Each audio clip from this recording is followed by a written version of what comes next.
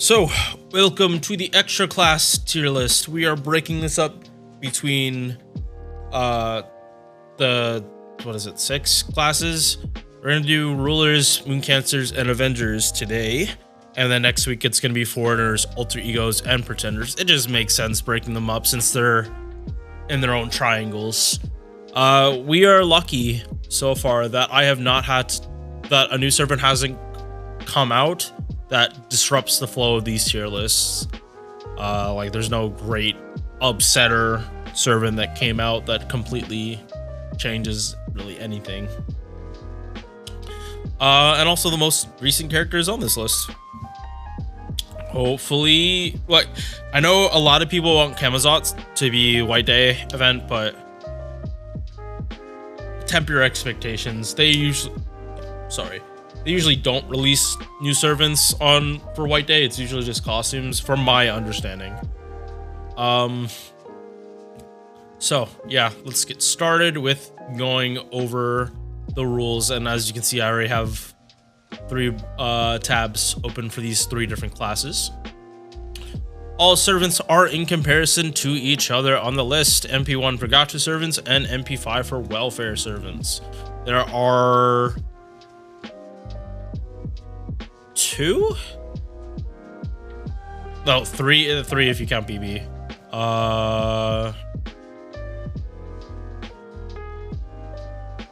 4. Oh yeah, 4. We have 4 welfares on here. And yeah, they're pretty good too. Maxed out skills, max mana loading appends, just so they can do looping. CEs are at level 100. This is based on these lists right here. That's their requirements, so that's what I'm basing when I bring up this list. Going on to the tiers. EX, what they do extremely well, or they're the only one that can do it, but not too niche, or they do something better than a higher rarity servant in A tier. A is a very good servant, but has servants that can do it better. B is replaceable servants, fills a certain niche that is very populated. By that certain niche, I mean like arts AoE, arts single target. That's what niche I'm talking about here. C is usable servants. They're not the best, but they're not the worst, and they usually need a buff. D, uphill battle using this servant. Then we have extremely niche. They do one very specific thing extremely well that no other servant can do.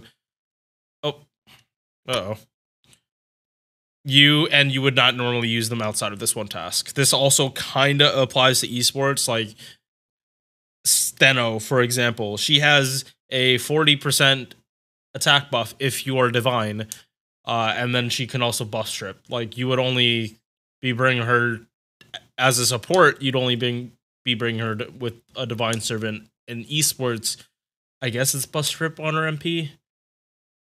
Yeah, and then you expect her to die.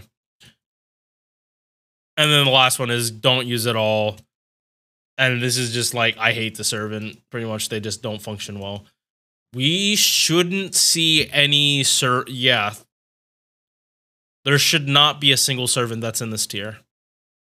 And I will probably say flat out, this might have the most out of any of the tier lists in the higher rarities. Because rulers, Avengers, and moon cancers tend to be like some of the best servants in the game. So we are going to start with Amakusa, who is going through his own event right now on NA, and also is on right up on JP.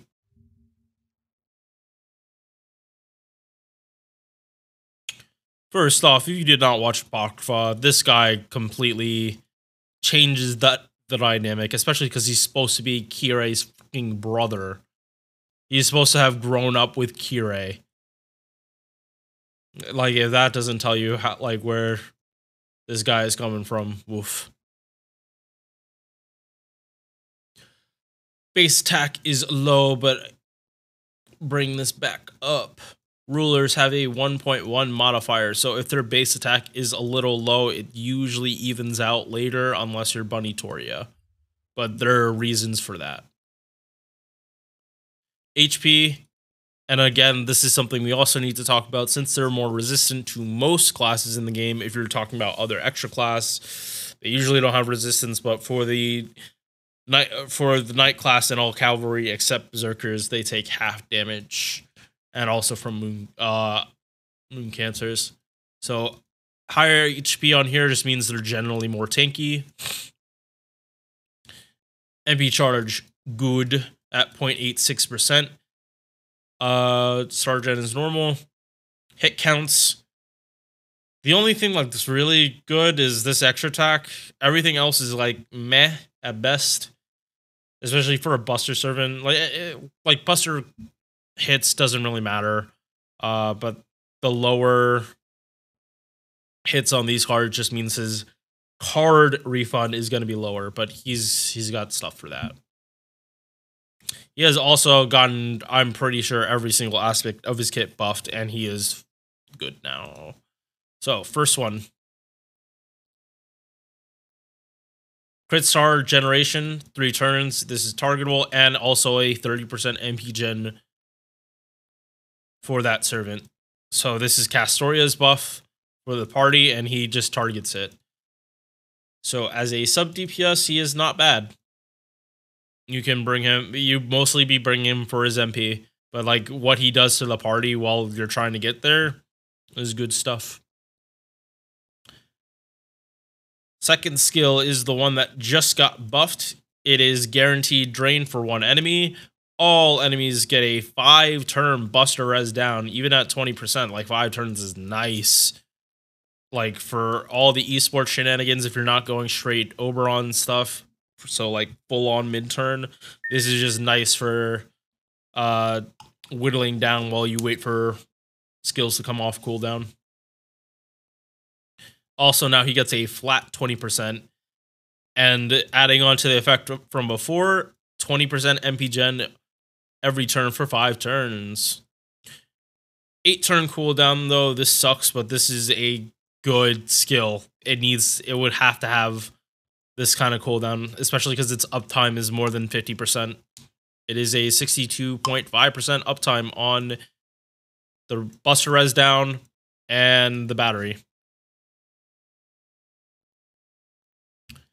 And finally, we got the guaranteed servant stun that bypasses stun resistance, but not debuff immunity. And then a 30% Buster buff. It really doesn't matter. I'd probably go with mana loading for him. You could go here just to make his extra attack better, but you're more focused on like his MP than anything, honestly. Because it's really good. It removes all enemies' buffs and crit attack chance down for 3 turns. It is surprising he doesn't have like any skill that actually deals with this. If he was designed today, because like his buff, like his MP buff just made his A was scaling, and then B was 30% down. So I think if he was to get another buff, they're gonna buff his MP and give him a power mod against undead or demons.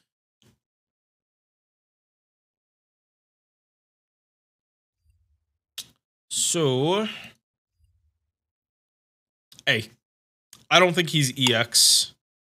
I think he does good stuff, but I think his damage just isn't gonna be. His follow-up turns isn't gonna be that good. It's more like he's gonna be able to MP spam fairly well. You are able to do a lot with him though. Like if you want someone to do like sub DPS farming, like he's not listed on here because you'd have to be using Oberon, like double Oberon. Oh, okay, so it's over here. And if this looks weird, it's because I'm forcing this into dark mode because all the light, not good. Right, so rulers. He does good damage, but his Buster cards aren't getting stars to help.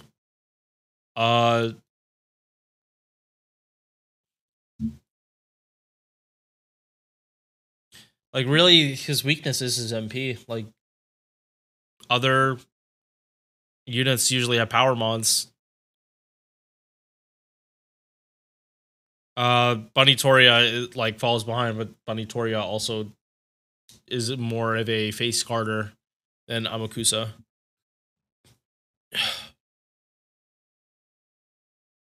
So, I think he's solid at A. He's decently tanky, but they're just other better servants. Next up is Archetype Earth, aka Arcueid. Yeah, this is kind of this unit is nuts.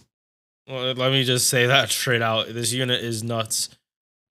As we're dealing with a different class now, Moon Cancers have a 1.0 modifier, so their base attack shows a lot more.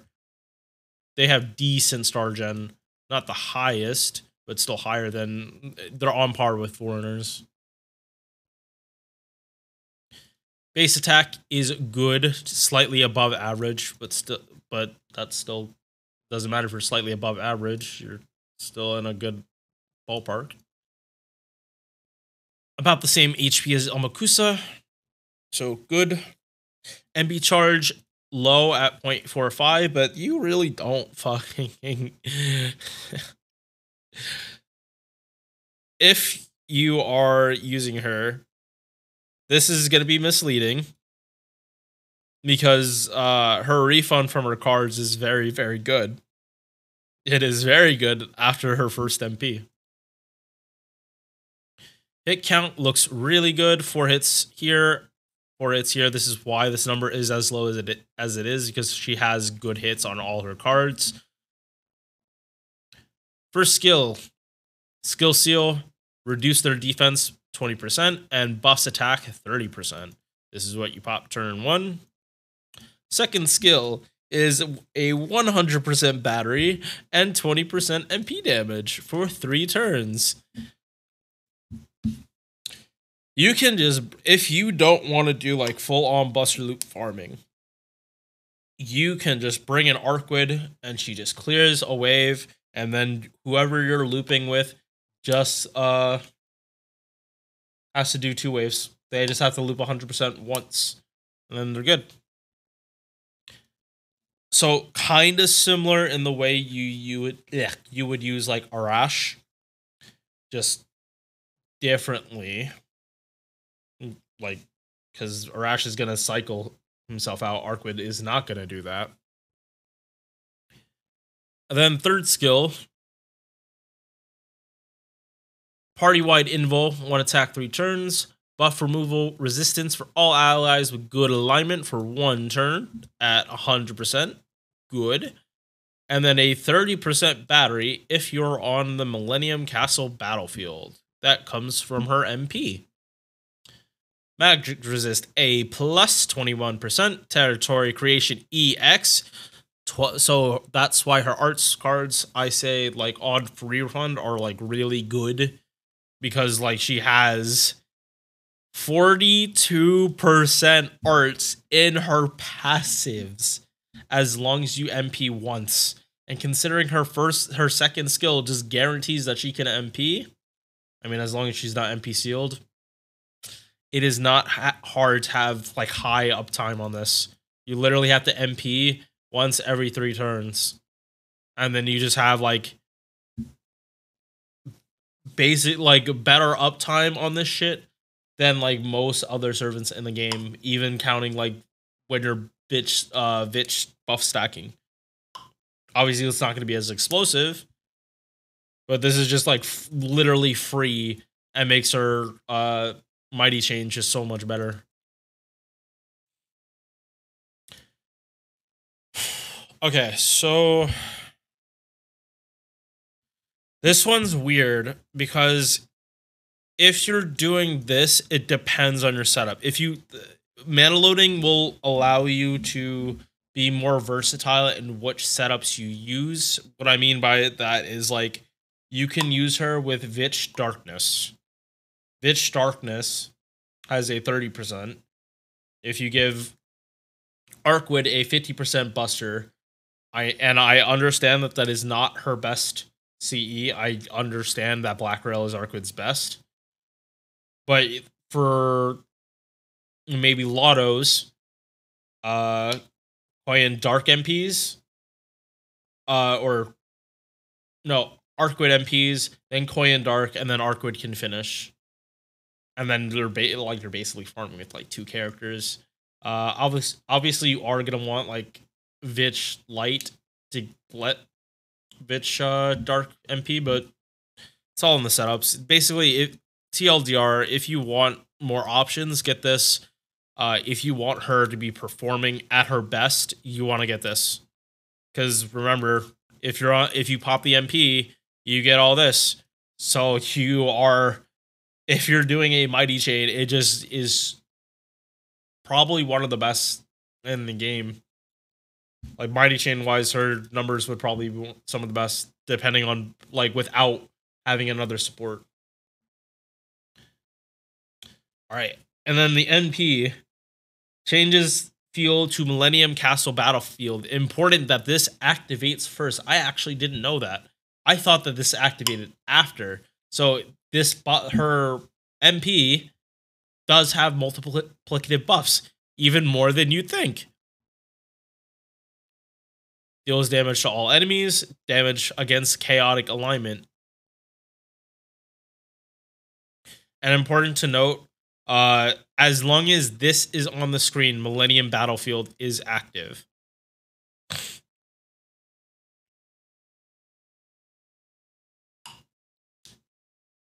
This is like the Millennium Battlefield goes if Arcueid is defeated. That makes sense because it's a Marble Phantasm. Meaning reality marble on steroids. You can stack this. So like you'll have the field up for more than 3 turns if you keep popping it. Like it's literally based on the last one. I doubt you're able to double stack this though. That would make no sense. It's a passive, not a skill. You can't double stack a passive. And something really important to note is that her damage mod scales with her MP levels. So Arcueid is one of the servants that the higher MP copy, the higher her scaling is, like dramatically. Moon Cancers. I'm probably not going to need to separate these. Arcueid, MP1, normal scaling, right? Yeah, it goes from 50% to double damage from fighting a chaotic alignment. So you factor that in with all the other buffs that are going on, and Arcueid just hits like a truck. Your best, if you go for her, your best bet is going to MP2. And then it's like slowly diminishing turns, but not as diminishing as normal servants. Arcueid really does like having MP5.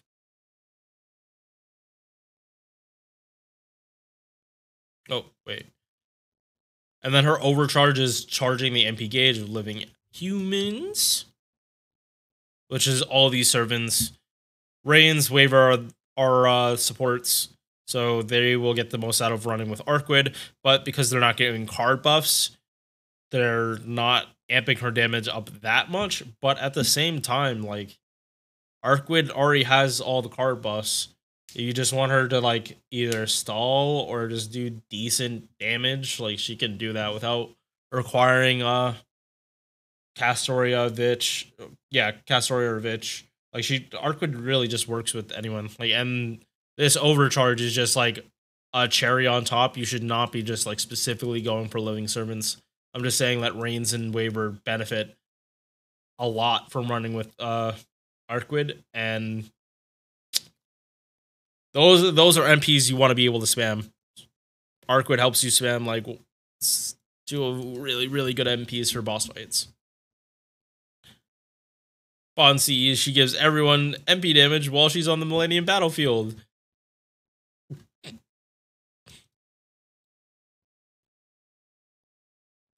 Like, I understand, like, Black Girl is 100% her best. But this is still, like, a good one if you don't have Black Girl MO, like, or you don't have Black Girl. Because I don't have it on my alt account. But yeah, Arcueid is EX. You can do so much with her. And she's just funny vamp. Funny vamp good.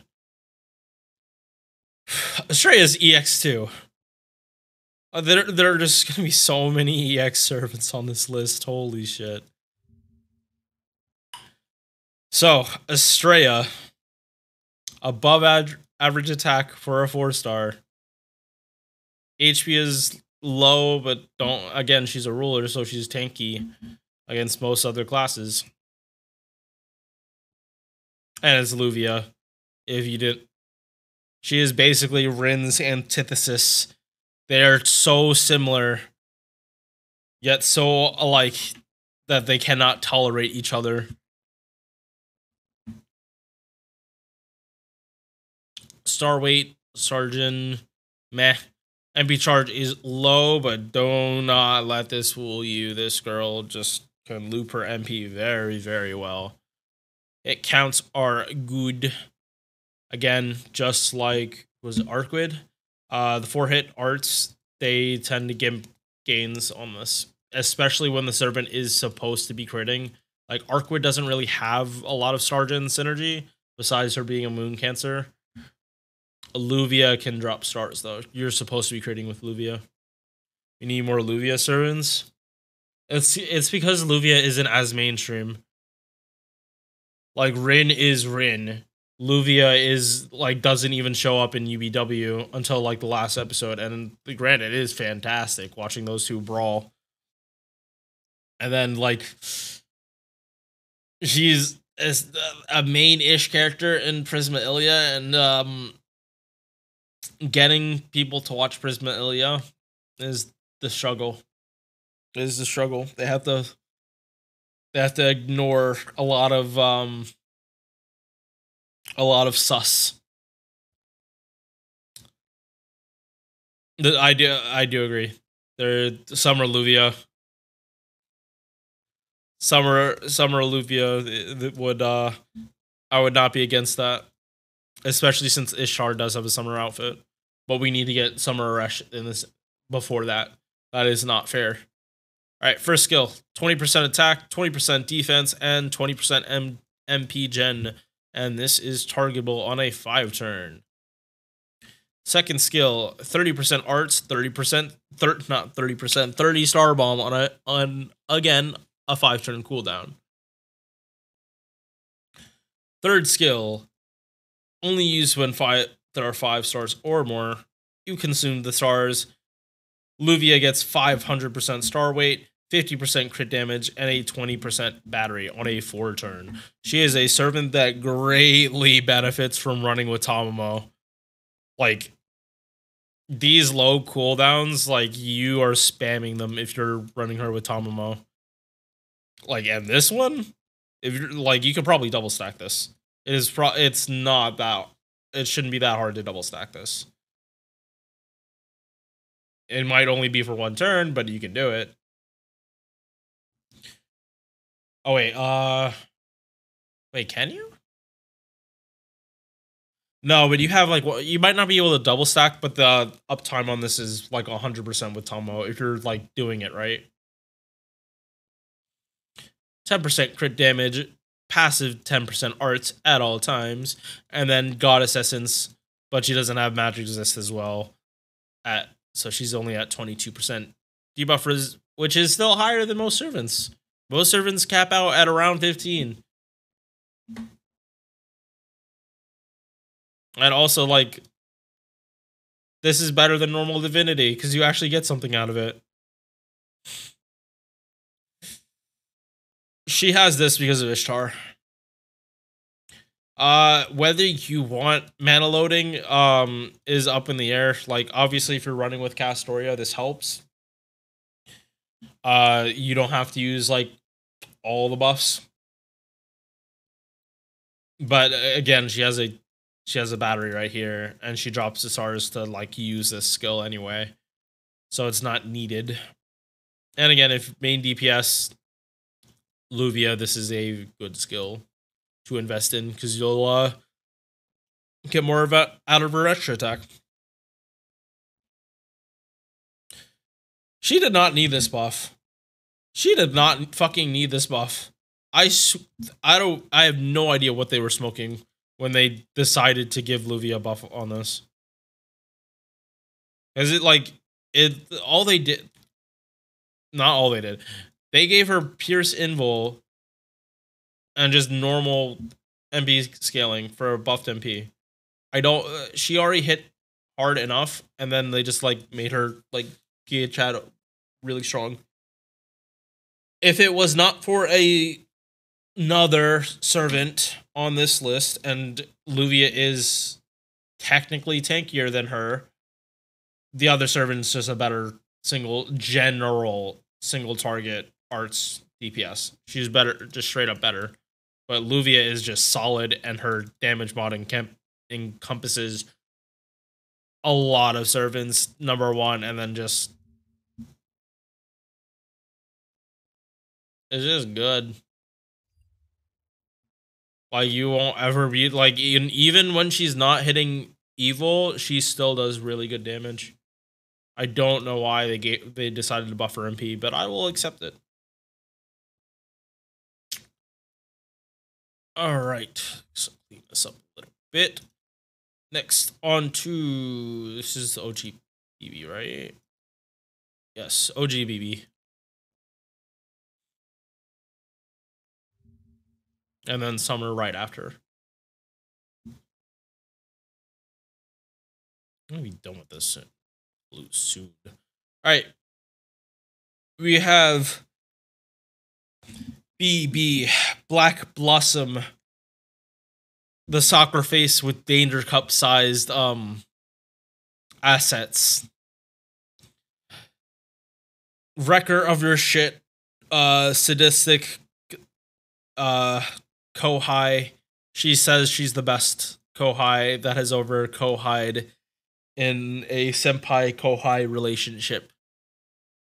But at the same time, she's the one that will kick you in the shin, watch you try to run away from a psychopath. The second that psychopath is around your neck, she'll come in and save you. And then throw you at another psychopath. AKA, some of the servants that are sniffing your underwear after a long day of work. She will sell out your shit to them and then make a profit. All right, enough about the renting. MP charge points. Base stack. Yeah, come back here. Base stack is really low. Like, it is a good thing that there are not that many Avengers. Because the only time we're bringing BB as a DPS is against Avengers. She, I believe, is the only single target Moon Cancer, right? Yeah, she is the only single target Moon Cancer, so she has her own niche. She's also a welfare, so her lower attack kind of is remedied by the fact that she is MP5. Not exactly, but kind of. MP charge, 0.61%. Again, this is a normal value. Extra attack is suffering, but decent. And yeah, decent hits on both these cards. It's actually fine that she has good quick cards because her star gen is good. It's like 50% more than most night classes. Okay, so her skill that makes it possible for servants like Fran, like Tomomo Cat, like Okida, even though Okida, I'm pretty sure, cannot loop. She just does not have the regen, MP gen for it. She cleanses, she heals, and then she gives them debuff immunity. So if they're stunned, she cleanses the stun and then stops them from getting stunned for the second wave, so that they can MP the third.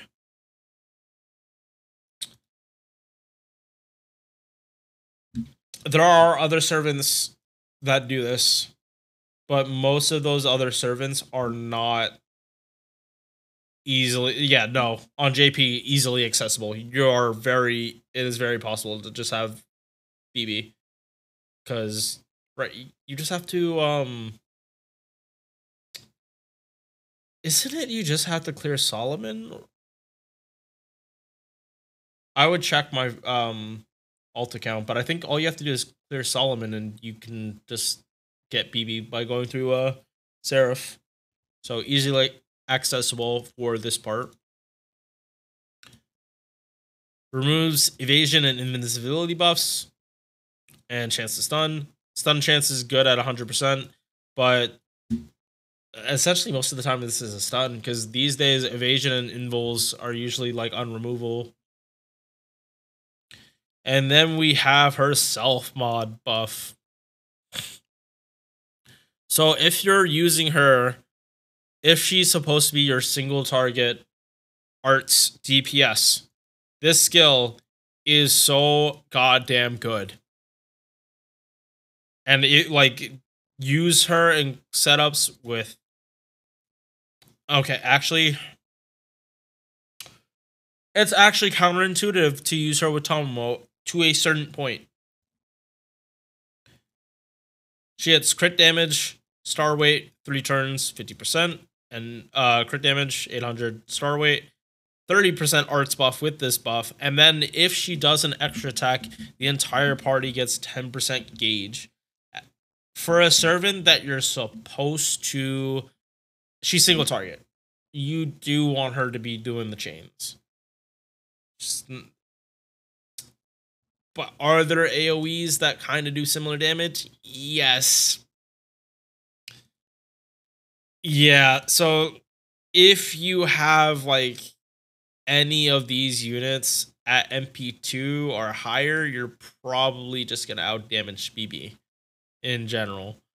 I know we're not talking about the MP, but this is like why BB is held back by her base stack. She really does need this, because it makes it so when you're running her with art supports, that they do not fully have to be in arts chains. Like, you should be doing arts chains.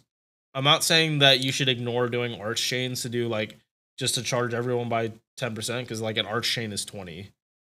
But when you do this, you get a lot out of it. And it's not even particular to doing a mighty chain. You just have to have her MP and 2 cards. This skill, this buff, I really loved. In practice, you might not get a lot out of it. But, I mean, depending on how well you're managing cooldowns with Tomomo, like, this actually might be enough. You don't have to worry about arch chains that much. Like, when you get them, but if you can go for a mighty chain, go for a mighty chain. Or not mighty chain, brave chain. Magic resist, debuff success rate, arts buff. Good. I'm pretty sure it's impossible for anyone to have servant coins for BB. Like, correct me if I'm wrong, but I don't think it's possible to actually have coins outside of Bond. Yeah, I'm pretty sure you can't, but I haven't actively looked at BB. I don't remember them ever giving out coins. Oh, right. Actually, okay, yeah, I forgot her MP did this. So, you actually, like, if you are doing these and spamming the MP, it really doesn't matter if you're doing arch chains. Especially for Tomo, who has very poor art face card refund on arts cards if she's not getting buffed herself with an arts buff. Damage to one enemy, she charges the entire party's gauge by 20%. So she on her MP is basically an arch chain. So if you do an arch chain, that is 40% MB game people are getting. Tomo is like reducing cooldowns too. So oh my god, it's actually you should still be using Tomomo last in the chain. It's just a little annoying for Tomomo because she doesn't get the benefit of this unless you're going for higher overcharge. In which case, you're not even... If you're going for a higher overcharge on Tomomo, you're not spamming it as much as you should. So, it's not negative synergy because like it running her with Tomomo also like helps BB more. It helps her spam because she's getting what, like 30 50% 50% MP gain just from the their batteries, like not even from her having the card. Debuff res, base 10 goes up to 50. She doesn't have like that many debuffs though. Yeah, like the only debuff she has is stun, so this is more for your supports popping debuffs. Omni card buff while she's on the field. I think she's solid. I think she's solid at B for BB. If you need to fight a single target, or if you need a single target moon cancer, like she's literally the only one. She's thrives in certain teams though. She thrives in it. Like Johanna, probably does a lot for BB. Yeah, not probably does. So instead of Tomo, you can use Johanna if you want more crit. No, Tomomo should actually always be on the field with BB. You shouldn't use double Astraea. It should be Tomomo, BB, and then like maybe some plug suit shenanigans to get Johanna and Astraea like mixed in there. But she is solid. She's not like groundbreaking. You are groundbreaking though. So, moving on from OG BB to Summer BB, really showing out the Danger Cup. She is the first servant in the game to get a summer costume or summer version that is the same, like literally the same class. The only other servant that's like that is Abby, and Abby's the first one that's a 5-star to get, like, for that to happen.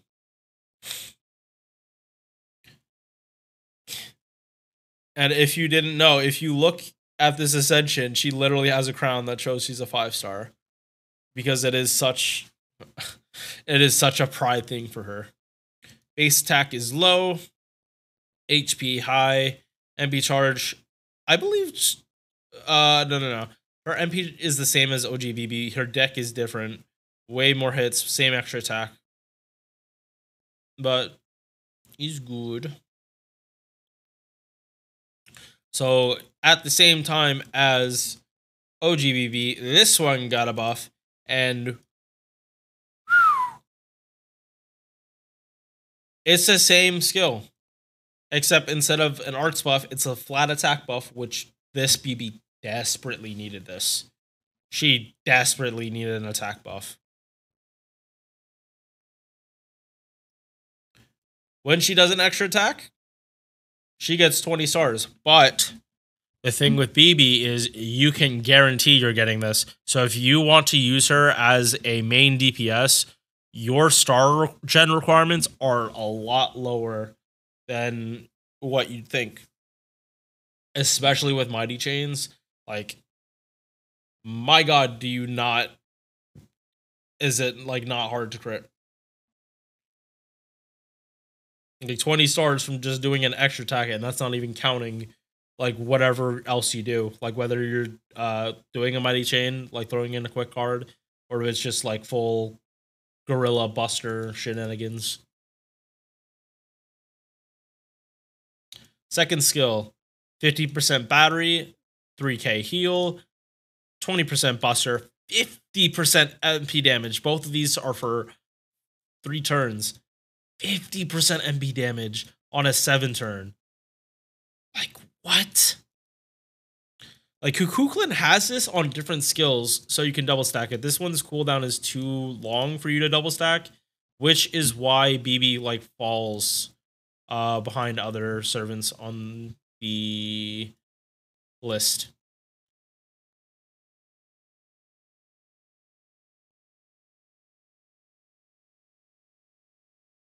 Yeah, wait, why? Oh, wait, because, right, you can't reduce the cooldown. Right, so because this is, yeah, you're kind of pigeonholed to using Super Scope. That is unfortunate.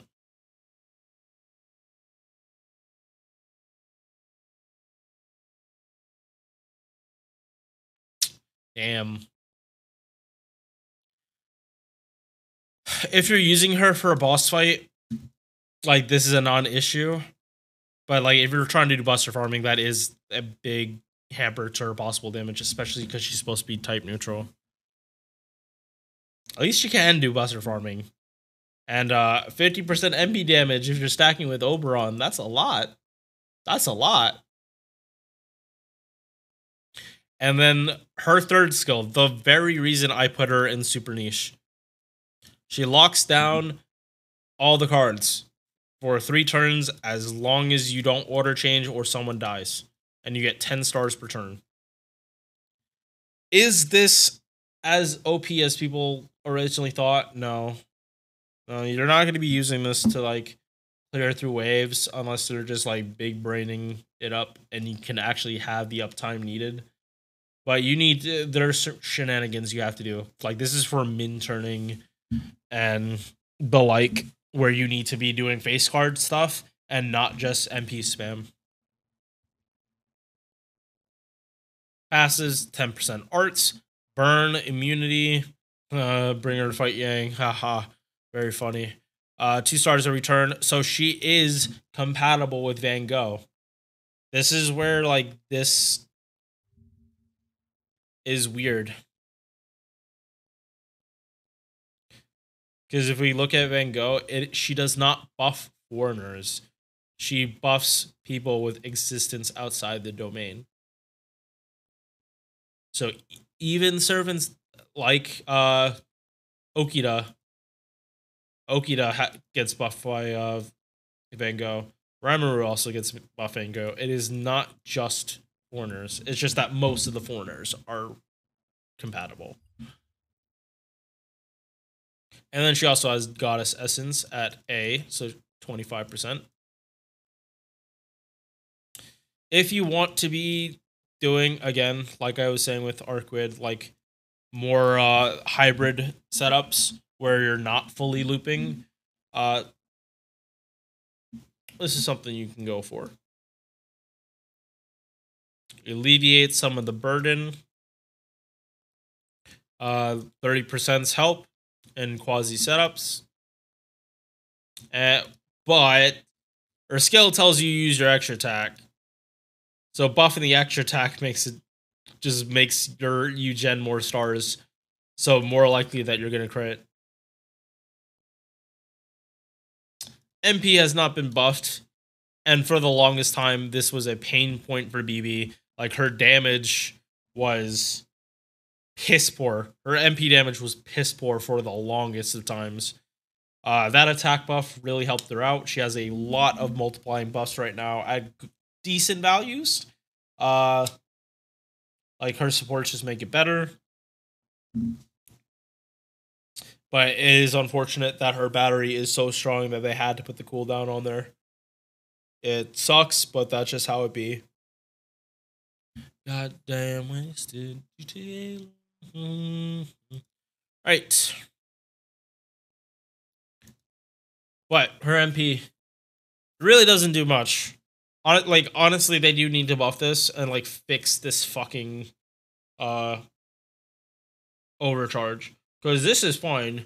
The guaranteed drain is fine. But why the fuck is it a guaranteed to drain another one? Like, this is almost never happens. You're not getting overcharge 5. And at that point, like, why are you not MPing? Like, even at, like, the most... This is nothing. Her MP needs... This, like... This effect can stay, but there needs to be another effect. Along with, like, an upgraded MP.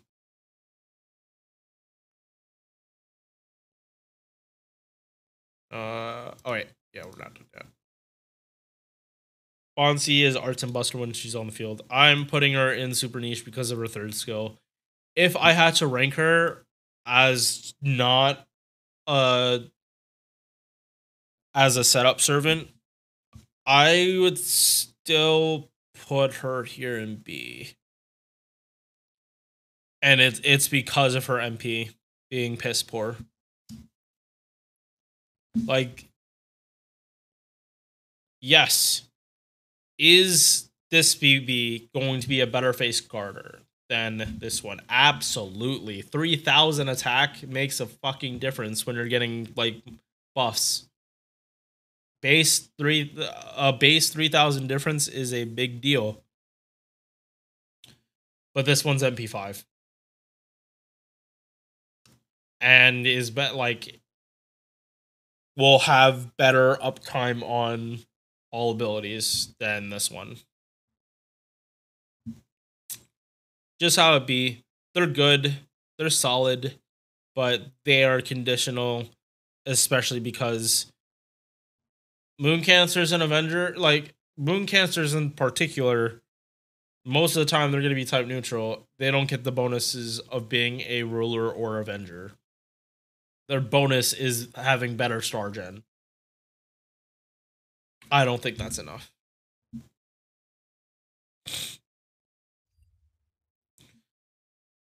Next, Bunny Toria.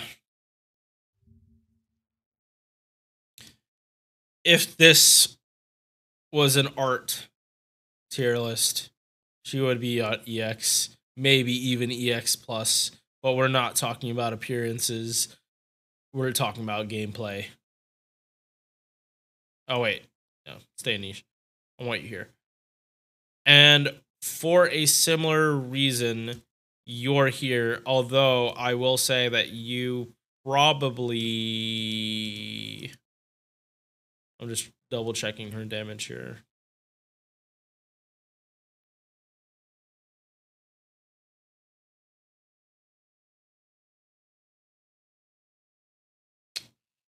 It's because I know that her face card damage can get really stupid that I wouldn't just put her at, like, below BB. I know how this servant functions. And yeah, they're staying here and would probably go to B just the same. But again, it is certain pain point. She has like the lowest attack out of SSRs. It's either she has the lowest or like second lowest. Like, this is, she's lucky she's a ruler, and I also understand why her base attack is so high. Because if it was higher, her skills would make her like face card damage actually like really, really stupid. So again, base attack low. HP is, I think, the highest in the game. I think this is the highest HP in the game because it's almost 17,000.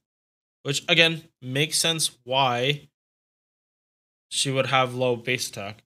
The problem I have with this is she doesn't have, like, the kind of survivability you'd want to go with this. She doesn't have, like, damage cut or defense, from what I remember.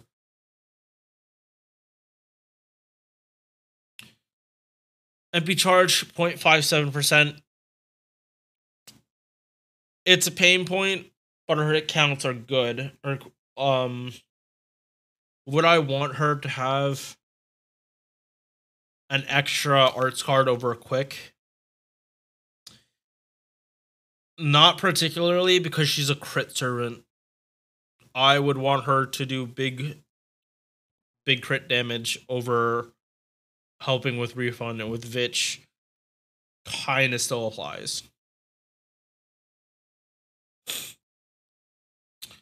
First skill, 40% battery. Don't worry about it. Evasion for a turn. And just like Ishtar, she has the delayed buff.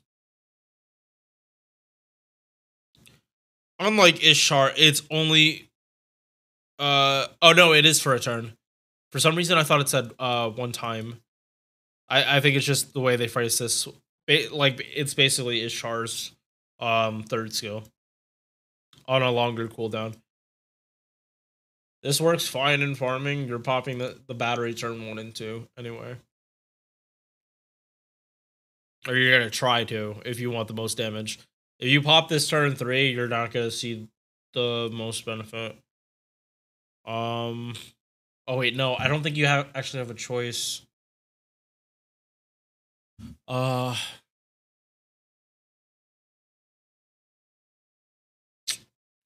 Yeah, I think there are problems with the way you have to use her with Vitch and Oberon that stops you from popping this turn 3.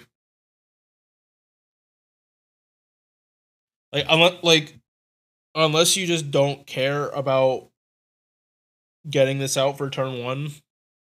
Like, if you pop the battery turn 2, then you're pretty much fine.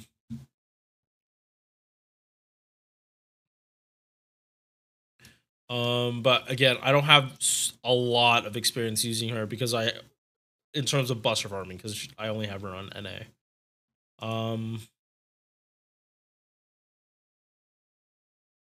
But yeah, triple damage when you put on Oberon is good.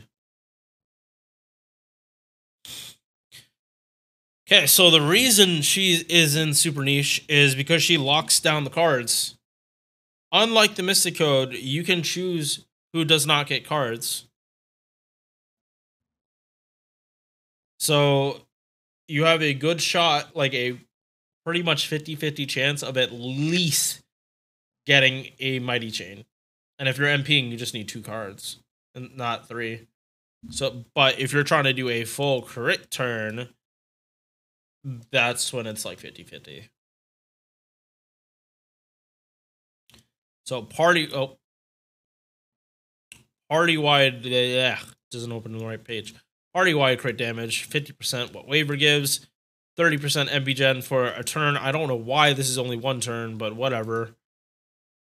This skill, like BB, is used in setups, but it's way more RNG than BB. The good thing is, like, the good thing though is you only needed this for 1 turn, unlike BB's who needs to stay on the field, B, no one else can die. This, it really doesn't matter. Third skill, 40% attack and 600% star weight. So the reason her base attack is as gimped as it is because she has a 70% attack buff in her kit. Does that fully make up for it? No, because if you're stupid, like if you make a mistake and you're just not popping this in the right turn order, you're wasting this when you actually need the damage. 70% attack is like no joke, especially considering like Vitch and Oberon do not give attack buffs. Debuff res 20%, 8% arts. Go this, and all you have to do is unlock this, and then Bunny Toria is starting with a 50% CE. And she's able to do buster farming because you just need the first MP, and then it does not matter because like most Artorias, she gets 20% battery when she MPs. Hers does not scale, but she gets an Omnicar buff on overcharge and always pierces defense.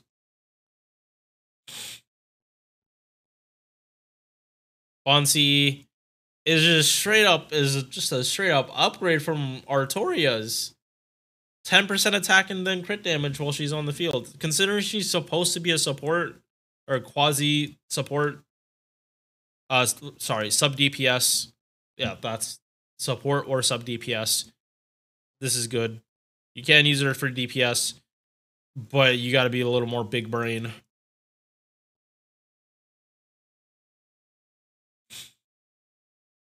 Yeah, she is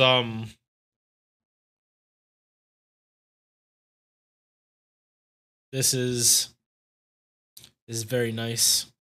The artwork is very much appreciated. Yeah, but they're here.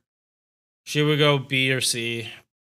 If we were just evaluating on buster farming, which is the reason this list exists, or this category exists. All right. Next up, we have Caren. If you have not seen her animations, they are actually hysterical. Like, I enjoy using her on NA just to like watch her like derp around basically with her animations.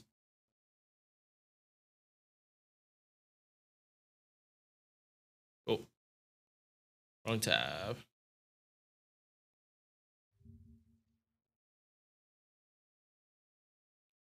Okay, so Caren recently came to NA. We're not going to spend that much time on her for that reason, because I do have a video out on her with good audio quality in comparison to other servants. Base attack is good, but she has something in her passive that just makes this like better. Like if you were to include her passive, and obviously the passive does not like add on attack, which would have been better, like adds to her base attack. But this would jump to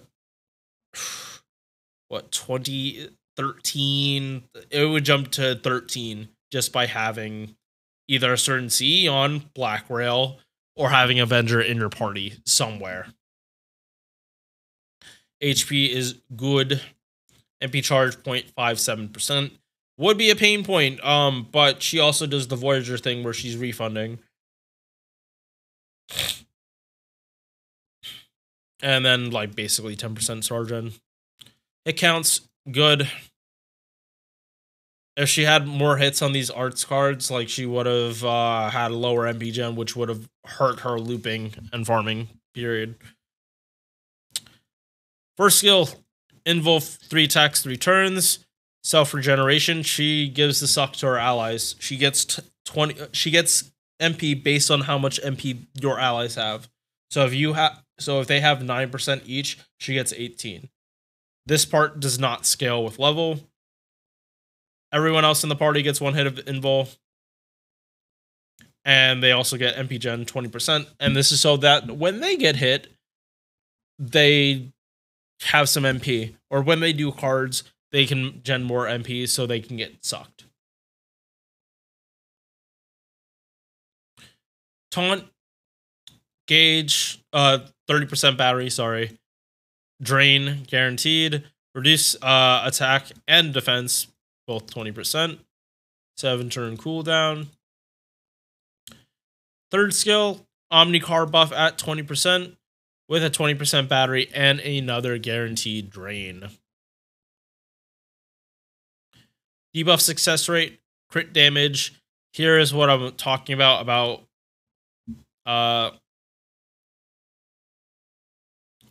sorry. This is what I'm talking about, where if her passive is active, she gets big attack. 20% attack while she has a debuff.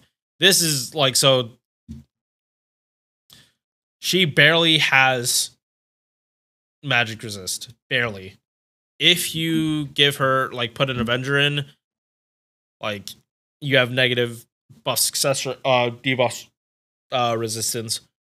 But, and also, if you have the Avenger, like, yeah, that, your base is going to be negative debuff res. But, hey, 20% attack kind of doesn't matter if you're farming with her. Whether you have, if you're not getting hit. They're not going to debuff you. Yeah. Terra immunity, charm immunity, and buster resistance. Cool. Not only does, like, she take, if there are any buster, like, cavalry or knight class, like, triple buster gorillas, like Ibuki, like Musashi, they just straight up do less damage to her, ignoring the fact that she's a ruler. You want this. You want this for ease of use when you're looping, because it really sucks that this is the 20 and this is the 30. It really does, because it would have made her more compatible with Vich, but Luckily, this is only like a 20%. If it was 30, it's more impactful for our farming.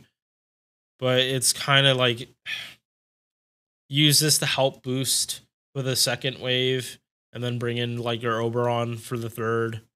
And she said, yeah, she should be good.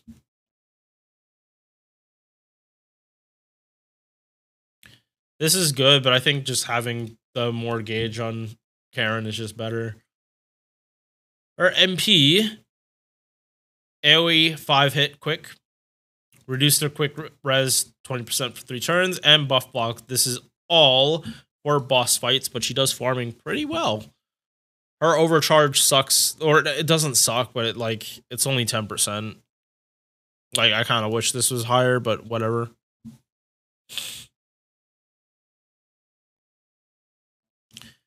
Her Bond CE increases party MP gen when they take attacks and gives herself defense down, which is a debuff, so this gives her the attack buff too. So her Bond CE helps her own passive.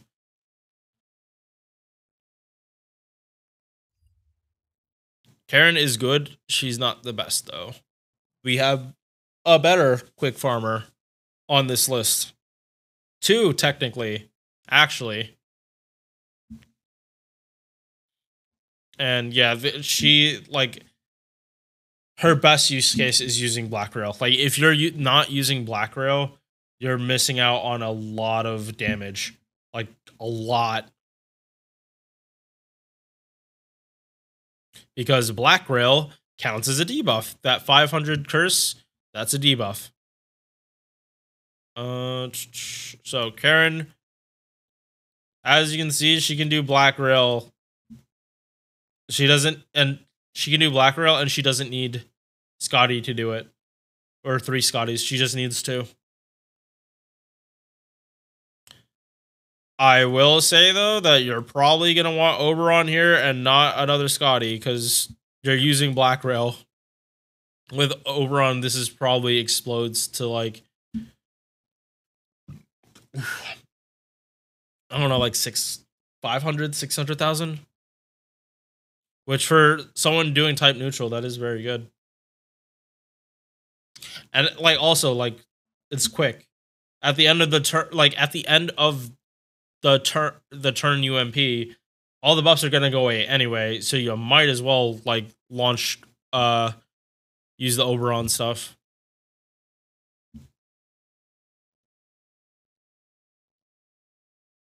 She's A. Alright, so this next one I have is, oh, sorry, I need my water. I have 0 experience using, because when I started FGO, she came out a month before. So I never did Summer 6. We're going to see this year. But we got the Vinky ruler.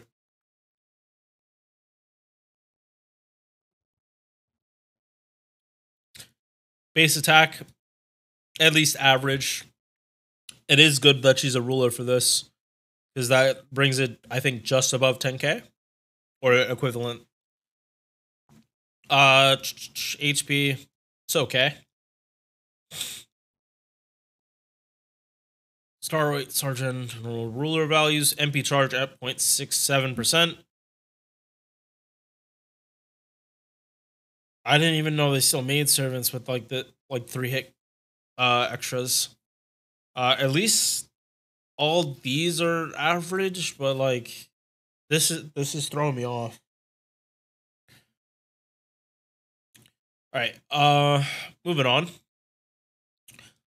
Targetable card buff at 20% for each card. 5-turn cooldown. Targetable 20% battery and 30. So this is Castoria's skill. Yes, this is Castoria's skill, except it is single target, not AoE. 20% MP damage. Overcharge the party's MP 1 stage, 1 turn. Reduce critical attack chance. So this is like the Vinky Rider's skill, like her 3rd skill.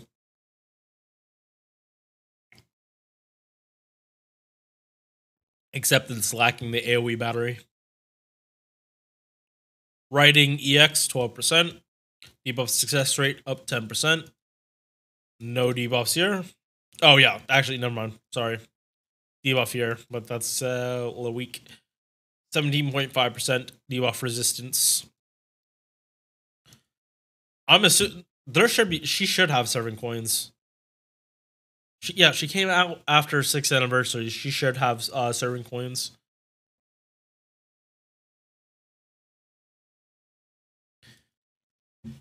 And then we have this effect. If you don't like Saber Liz, you might not like this MP. In this MP's defense, though, all these effects are actually good. And they don't conflict with it. You just probably would want to put her... actually, there is some conflict, but it's just the order in which you pop MPs. So, damage to one enemy. And you either get 30 stars, charges the party 20%, or you get a charisma. So, if you are leading a quick chain, you want this. I mean, not a quick chain. If you are leading an MP chain, you want this. So your following MPs are good. If you're closing the MP chain, you want this so everyone gets 20% on the back end.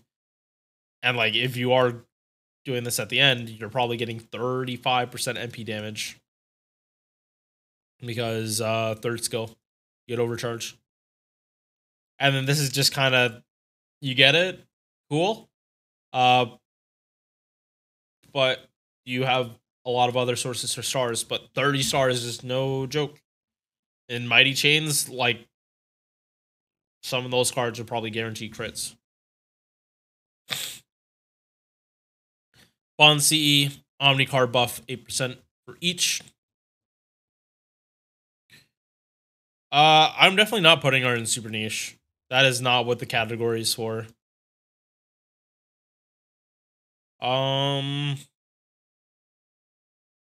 Okay, wait, what's her damage like?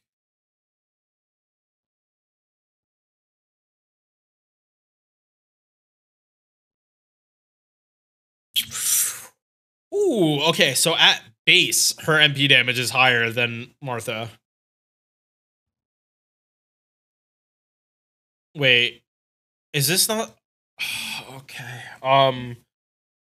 yeah, so this is not saying whether the attack buff goes through or not. This is not telling, I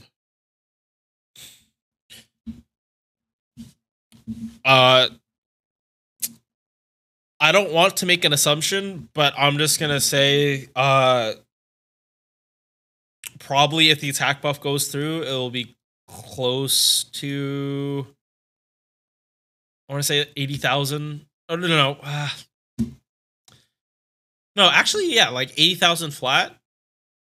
I'd say this would be pretty close. If the attack buff is not already calculated. I'm surprised it actually doesn't say that on here.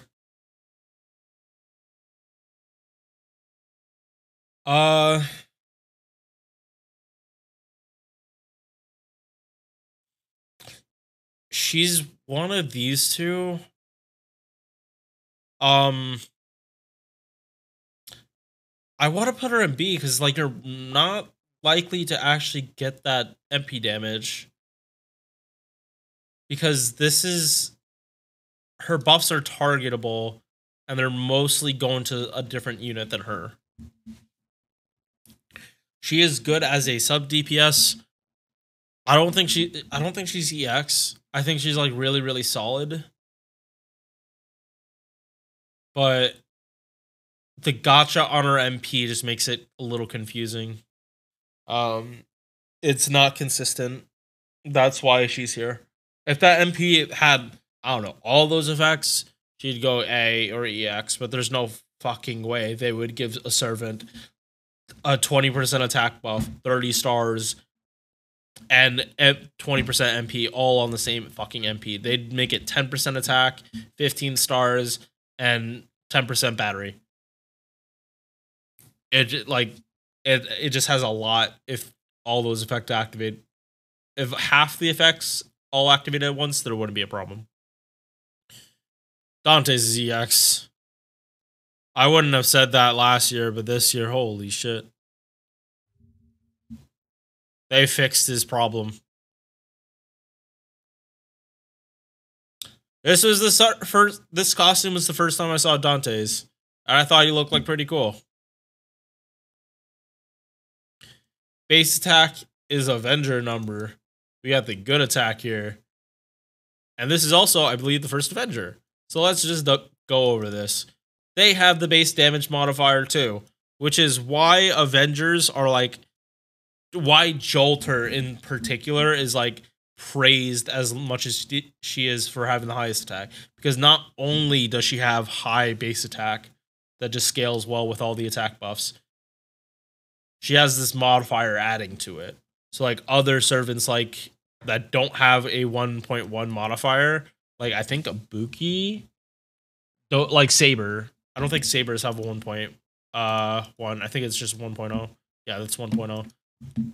That's why like Ibuki with like her massive attack stat is still falling short to Avengers. But yeah, this is good number. HP low, you kind of don't care. He's a farmer and can do like really good boss number too. MB charge 0.62%. You are not worried about this. This is fake news. When his second skill is active. Avengers have piss poor star weight and star gen, but if you make so many stars, who cares how bad your star weight is if you just make more stars? Forehead, easy. This is the big part with Avengers. They have this low number. They get more MP when they get hit, and then they have a passive that like amps that up. 4 hits here, 2 hits here, 3 hits here, 5 hit extra attack. He is built modern. This is a modern upstairs. And he like is a fairly, I think he is year 1. Yeah, he's year 1. And they built his upstairs like to last. First skill is his damage. It basically is mana burst. Ignores invul, 50% attack buff, and debuff resistance for 3 turns. In farming, you're popping this wave 3. In boss fights, you're popping it when you need this. Second skill has been buffed, and oof. 50% MP gen was what it was before. They had a 30% battery, and when you crit, you rip off one of their buffs. So for a servant that literally makes like 50, 60 stars easily, like this is pretty good. And granted, it loses value because a lot of bosses do have unremovable buffs that just can't be, you can't deal with that. But it's not saying latest defensive buffs, it's just saying buffs. So in a MP chain, you're only going to rip off 2. In a full crit turn, you'll rip off 3, but it's unfortunate extra attack can't rip off a buff 2. And third skill, guaranteed drain, debuff cleanse, and 20 stars. This skill is a little underwhelming, but it's good to have a starting point with crit stars. In a boss fight, like you might like these stars might help you get your refund back.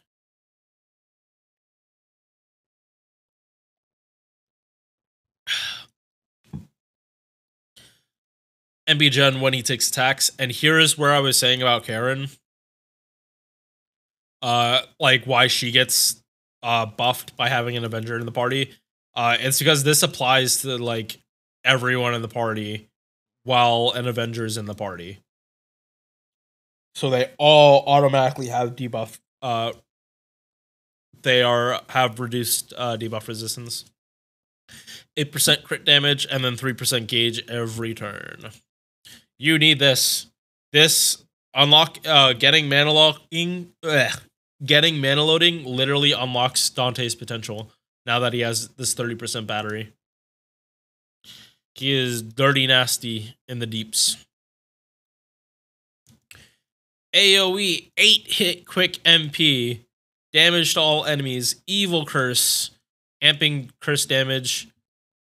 20% defense. Scales with overcharge. Curse also scales its baby curse damage. Quick performance while he's on the field.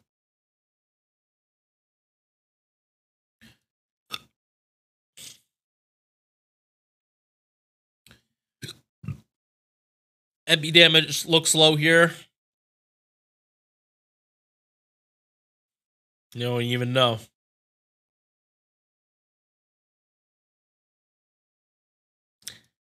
This high on type neutral can loop on every class and might be able to farm 2 mob waves consistently. Much like Charl VIP. All right, I got you, Buster.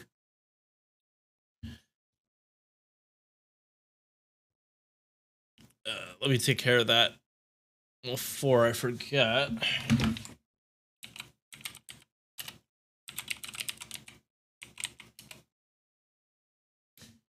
All right, you should be good. Yeah.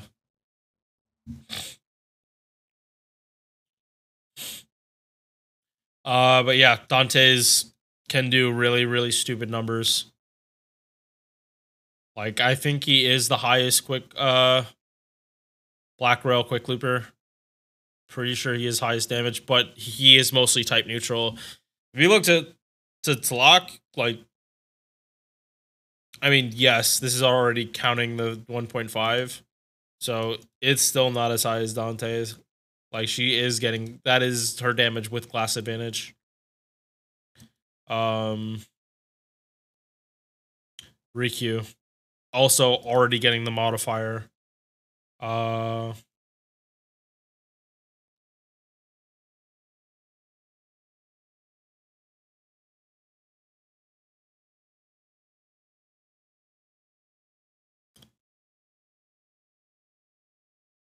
Yeah, so the only times Dantes is getting beat is when you're using a servant that has full class advantage. That's the only time he's getting beat. And then you could also mix in Oberon in there if you want more damage, and that damage is probably going to be dirty nasty too.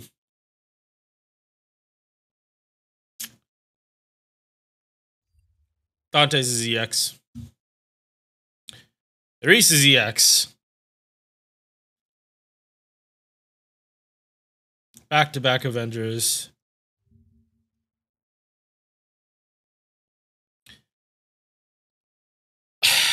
I need to preface this again that Erice is a child. She is like 14. Say child servant. So all you foot fetishes like Mist, she is underage. That's not a shot at Mist, by the way. I'm just saying. He's about the feet. And I think he even mentioned that he's sad that Erice is a child because the feet pick. Base attack is high. Is very high. For a 4-star and an Avenger, it gets boosted even more. HP is super low. This is low for a 4-star. Holy shit. Her 120 HP is like the level is at where most level 90 servants are at. Oof. Or not most, but a lot of them. Her hit counts look good, 0.53%. Don't worry about that. Don't worry about that. She loops. First skill, 30% arts for 3 turns, and 2 hits, 3 turns. 3 hits. 2 hits, 3 turns evasion. I believe that's what Summer Kama has. Second skill. People mistake how much defense you actually get with this. And it's because the taunt goes away. If you're fighting a boss that is constantly spamming AoEs, you are getting so much defense down. First, it's the curse, 1,000 for 3 turns to all enemies. Then she taunts herself. Again, Avenger, high refund when she gets hit, naturally. And then she also gets this, so she gets even more. For 3 turns, if she gets hit, it's 10% defense down. So you can get up to, 90% defense down for like a turn, I believe. Yeah. 90% for like 1 turn, but also I think the buffs are gonna go away by that point.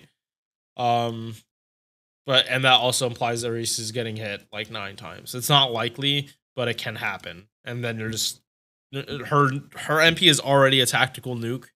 That just makes it turns it from a tactical nuke to a nuke. Third skill, insta-kill success rate, bleh.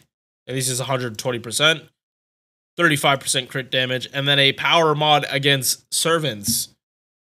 So better than more general than what Gilgamesh has. Gilgamesh has weak to Enuma Elish, and there are some exceptions to that. This is just if you're a servant, you're gonna get harder by Erice.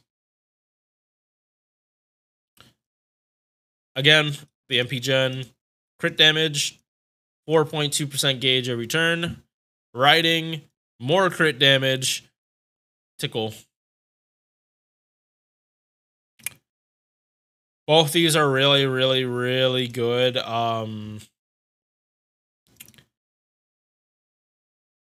She does, oh yeah, also 30% battery. I didn't actually say that. 20% battery. She can go from a 50% CE to MPing. More likely than not, you're gonna use Black Rail though. More likely than not, you're gonna use Black Rail for how like fucking stupid the damage can be. And this is not bad because it helps her refund. MP 4 hit art single target damage damage mod against people with curse. 80% chance to insta kill them. Thank God this is the passive for the MP. Overcharge is an arts buff, but it's a weak arts buff.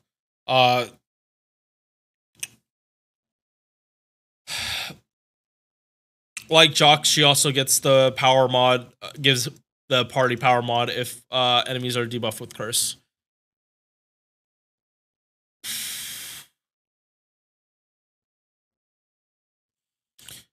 She is so goddamn good.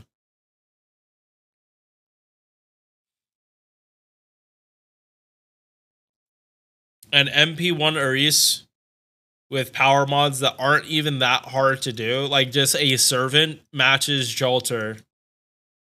Just a servant pretty much matches Jalter with more looping supports. Like easier to loop with Erice than it is with Jalter. Because Jalter doesn't have a battery. When you start mixing this shit in, sure damage is it's ridiculous. It's ridiculous. Like the only one that's really gonna like completely overshadow it is Taira when she actually gets to fight Genji. And like I know this tier list is supposed to be MP1, but remember what banner it was that Erice came out on. She came out on Summer Ibuki, the best arts farming servant in the game, bar none. No one is touching Summer Ibuki for how like ridiculously easy, ease of use, all that shit for Summer Ibuki. There are servants that loop better, but they're not Summer Ibuki. Summer Ibuki is the most universal arts farmer in the game. So if you are rolling for Ibuki, you probably have more than one copy of Erice. On my main account, I have MP8. I got her MP8. So, like, there isn't a contest when you have higher copies of Erice. Like, you would probably use a single target with full class advantage, but her damage, like, it's so high that you just don't care. The only times you're not going to use Erice is if they have like curse immunity, or you just want to do full class advantage or something. Like this unit is ridiculous. They gave the best single target arts DPS. Like, with very few times you're ever gonna have be at a disadvantage using her with like the best arts armor. Again, I'm not. She's not up here for MP5 or higher. She's up here at MP1. These two are pretty much equal. Luvia is more tanky and is easier to proc her, and like her niche is like less situational, but like if they're curse immune, she's screwed. She loses out on so much damage. If she's fighting someone that's debuff immune, she is fucked. But very few bosses are actually debuff immune the entire fight.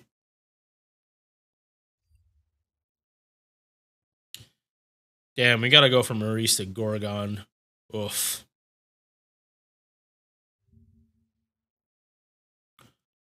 Alright, so big mommy Medusa energy. Big mommy energy from her. She got, let's just move on. Base attack is high. Even for, like, I think this is some of the highest attack in the game for a 4-star. And then she gets the, buff from her class to bring it up even higher. HP is low, but not pitifully low. Her hit count actually looks like really, really good. This is the same as Ibuki's with a 5-hit. The problem is, if you can crit on here, which she's an Avenger. She's a buster Avenger. Unless she's dropping stars per turn, she's probably not critting. Unless you're literally shoving like 30 plus stars onto the field and give her star weight for these to crit. Not the buster cards. Vich can do that. But for these to crit, you gotta brute force it. For skill, 50% attack for 4 attacks, 2 turns. If you can double stack this with, like, you are not. I'm pretty sure she's an Oberon farmer. That's number 1. I'm pretty sure she is. It's not even on here. So that means the damage probably isn't much to say. 50% attack for 4 attacks, 2 turns is still really nice and a good buff to monster strength. You can space this out in non-stern nodes. This is fine. If you can like have someone clear wave 1, this is not an issue anymore. You pop this on turn 2, and then you're MPing turn 2 and 3 with Gorgon. Possibly even a Brave Chain in the last turn. 1 time 5-turn guts, along with 50% crit damage. Those are good guts. This is not being wasted. And this like far out lasts this duration. You can pop this for the crit damage and not feel like you wasted your guts. 105% chance to petrify, which bypasses stun resistance and and also ignores stun success rate. Yeah. So it is full on versus magic resist. Avenger passive, crit damage, and then 3.8% gauge per turn.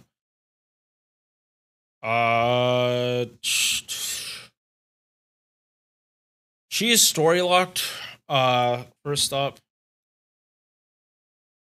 I don't think this is gonna matter this much unless you're not doing like. And farming, this isn't gonna come up, except by allowing you to use a normal K-scope instead of MLB.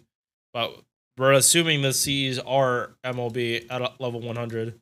So, like, this is not going to help you. Because she needs K-Scope.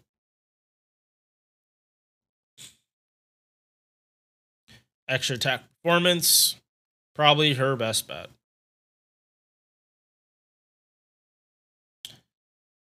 Her MP buff did not do much.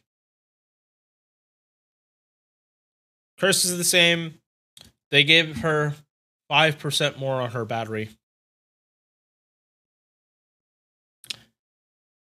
She needs this buffed and with a battery. Like, to get her out of the hole of double Oberon farming.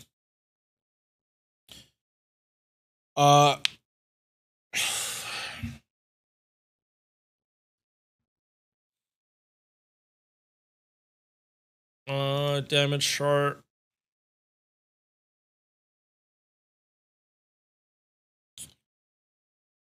She's carried by the fact that her mana burst is 4 hits. But this is just like it's not good damage for a Buster AoE. Not one that doesn't have niche. It's not the best. And just knowing that this goes away after that, it is so easy to burn this because this will last. Unlike Ibuki, this mana burst or this massive monstrous strength will last for the extra attack. That's its benefit. And your extra attack will get a 50% attack buff if you use all of it in one go.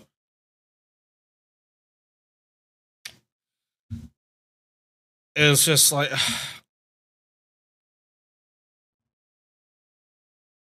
see, I would pick a lot of other servants than Gorgon.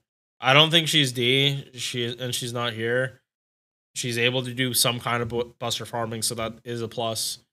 It's not ideal. She's not an ideal servant in any stretch of the imagination.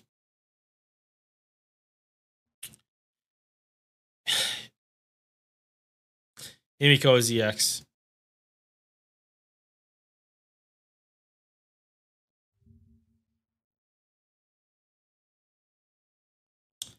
Himiko. Base attack. It's not the highest, but at least with the ruler modifier, it goes up. Miss Armpit Waifu. Why is it that the smelliest part of no. We're not going there. I'm not taking shots at Mist on this. I'm just saying that armpits and feet are his is something he's attracted to. We're not going there with anything else about Mist. HP high. 15k is nice. It's not the highest as we've seen from this list. It is high though. MP charge 0.57% makes sense with the hit counts. Yeah. First skill, 20% attack, and then she gives everyone on the party a crit star buff. So this is not 8 stars per turn. This is 24 stars per turn as long as all 3 servants are staying on the field. So if you have double Himiko, all you have to do is make 2 stars, and then you have 50 stars.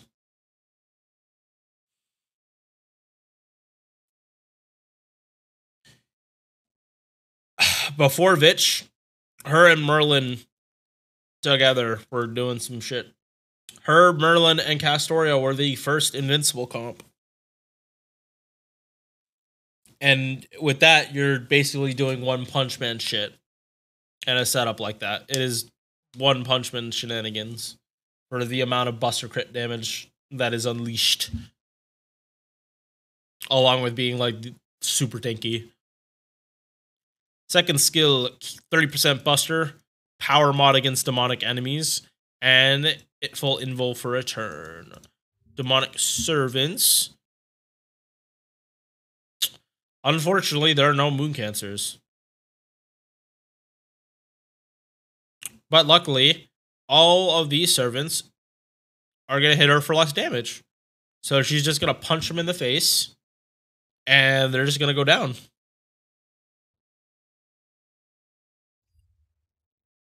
Third skill, 50% battery, star weight on buster cards for 1 turn, 100% buster crit damage for 1 turn. This is why she turns into One Punch Man, and then you pop Merlin's buff on her this turn. And then her MP, if you manage to actually get a Brave Buster Chain with Himiko, with her MP and both her buster cards, holy fucking shit. That is going to do a lot of damage. Because that is 200 buster crit alone from skills alone. We haven't even gotten started on the MP. Debuff res, arts buff, immune to curse and poison. So she's funny in the sense that you can go both. If you want Himiko to be your DPS, you go here as a support. Because I see her more as a sub DPS or support. This is better. Just because you can get to the MP faster with the AoE buffs going around. Damage drawn against foreigners. Yeah, this MP is like really, really good. Buster party buster buff for 3 turns. Overcharge party 2 stages, 1 time, 3 turns. This is the big part. And then her again, she just buffs up crit damage. If she was actually able, if she had like charge per turn, holy crap, would Himiko be like dummy nasty, which Merlin gives her. If you're using her with Merlin and Astraea, you are probably fucking set. You're just critting whenever you can.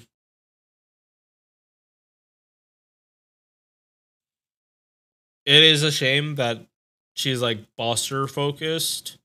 Like, if this was an arts MP, you'd be using her like Super Orion. But at the very least, she can do a Brave Buster Chain, even though she has a non-damaging MP, and it would actually be fairly good. Like, using up, instead of having triple Buster, it is better that she's able to get back to her MP. But should you be using QABs? If you can, but like you should be hitting her buster cards when you can. Buster card and crit damage. This is Merlin skills. Merlin CE. She is the progenitor of the invincible comp. Yes, most people use Morgan in it now for like higher damage. It started with Himiko, and technically you are tankier. It is way harder to get rid of Himiko invincible comp than it is Morgan.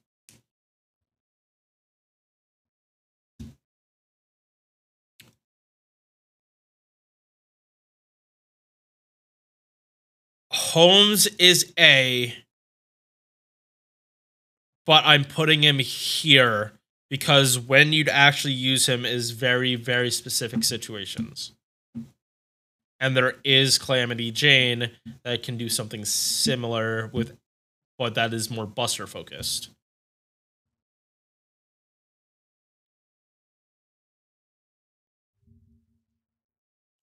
So Holmes, if you haven't used him, is for setups. For servants that do not have Pierce, Invul, or defense, he has you covered. And he's not bad by himself either. Attack almost at the average. This is just below the average of 11k 500. HP, okay. MP charge, healthy at 0.76. Good hit count. Nothing to, like, again, nothing to write home about, but like just 3-hit arts on 0.76 is good. First skill buffed MP seal. AoE arts res down 20% and then 20 star bomb. 50% battery with the buff in Trom. Star weight. Debuff immunity for 3 turns. Third skill, 50% arts buff and evasion. So the weird thing about this is that it is not, this arts buff is not for MP damage, it's for his refund. You use this on arts when you can do arts crits, and there's a reason why his MP charge is 0.76. If you get crits on these, you're getting your MP back.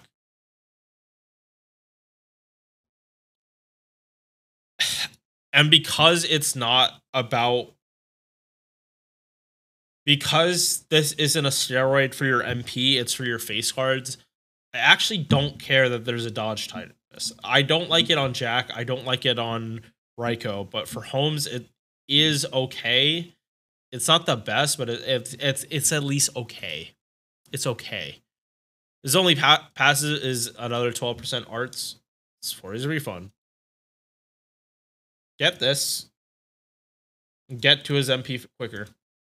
You'll only need one turn, maybe an arts chain at the start of an encounter, and then you're popping this turn 1 if you don't want to use buffs or like Astraea battery. If you have Astraea battery, like it just makes it even easier. You don't have to use Astraea's targeted battery. You just use the AoE and then Holmes is MP.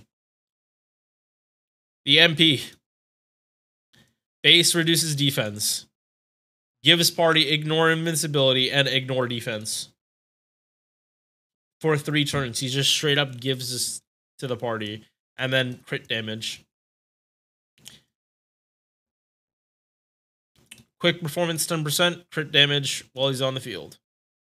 Kind of weird that it's quick and not arts, but I'm not going to complain. Before, you would have to use like K-scope with him. But now, like, you don't. So putting on a C like this is fine. He has a non-damaging MP. As long as he can MP on turn 1, it really doesn't matter. You can run a Star Bomb on him, but again, you don't need that because he already has the Star Bomb. I think his most used CE is taunts. Like Gouda Poster Girl to try to kill him. Because, again, he's a ruler. If you can do, like, he is 100%. If you're running a taunt on him, he needs to be esports. He needs to be, like... But... if you'd have esports... you would have to have, like, at least one that is, like, leveled. You need to have 2 if you want him for esports to get this. So you don't need to, like... so you can keep him at 50 out of 60. It is not convenient. It's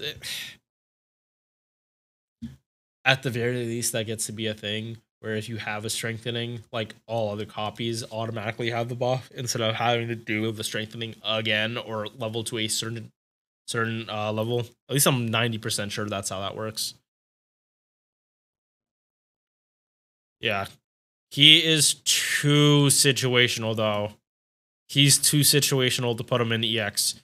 Because, a lot of servants do have Pierce Invul. Servants do have Pierce Defense. There are a couple that do have both. Him just letting you, like, not need those specific servants is very helpful. But it's not, you need him. He's very useful, but you don't need him. And if you have Calamity Jane, you kind of don't really care. All right.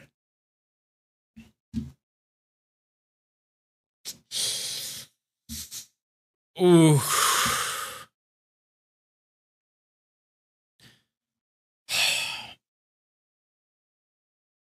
This list is going to be so fucking hard. Because it's like...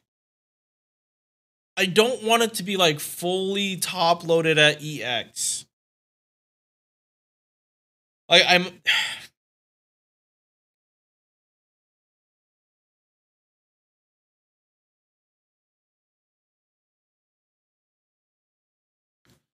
yeah, like, I don't want it to be, like, fully... Okay, no, we're doing all 3 of these at the same time. I need to do all 3 of these at the same time.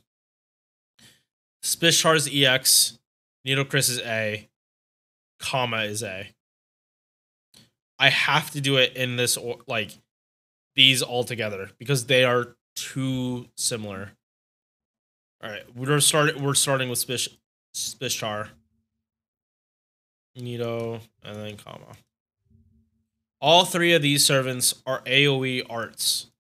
Spishar can be AoE buster if she wants. It really just depends on you. Ishtar is going in EX because she is versatile. Depending on if you only have Astraea, if you only have Vich, it's fine. You can make it work. You don't need either to get her to do farming. For boss fights, you're gonna want Astraea, just like any other servant. She is best as an AoE arts. Avenger attack, HP is okay. MP charge 0.69. Nice. Arts card hits are a little low, but I would want better refund on the MP than base cards for her specifically. Hit count is good, and with Mighty Chains, QABs, this deck looks really, really good. First skill, 20% attack. Everyone else gets 30% attack. And then everyone in the party is immune to charm. It's so funny that comma came out, that a couple months later, Spishar comes out that can somewhat counter what comma does. I think it's funny. She does not get the charm immunity though. Second skill, one time return MP damage 20%. Invo for attack, and then you could change what MP, or you can change what card type your MP is. This is the reason she's EX, because she works. You can literally run her with any support. Quick is literally her weakest though because of the hit counts on her MP. They would need to buff her MP and specifically make it so Quick has more hits to even for me to even consider using her as a Quick MP, because she's an Avenger with she'd be an Avenger with a quick hit 3-hit Quick MP. That sounds horrible.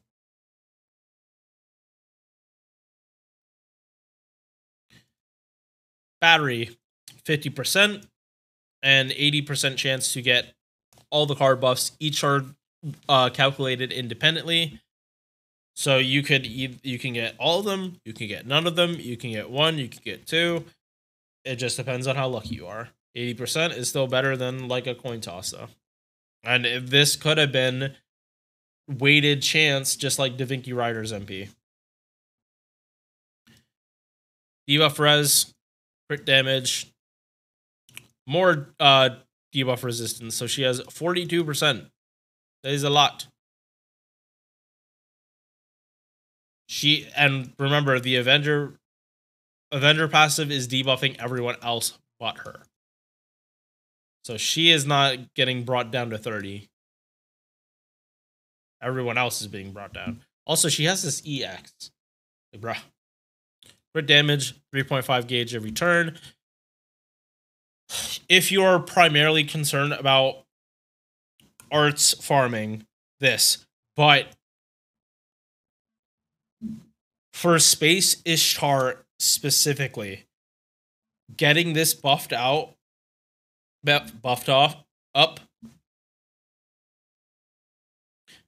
like, I know JP has passed the point of like just use Space Ishtar for everything forehead. If you have more than MP1 and you can get both of these, it is ridiculous how good her extra attack is.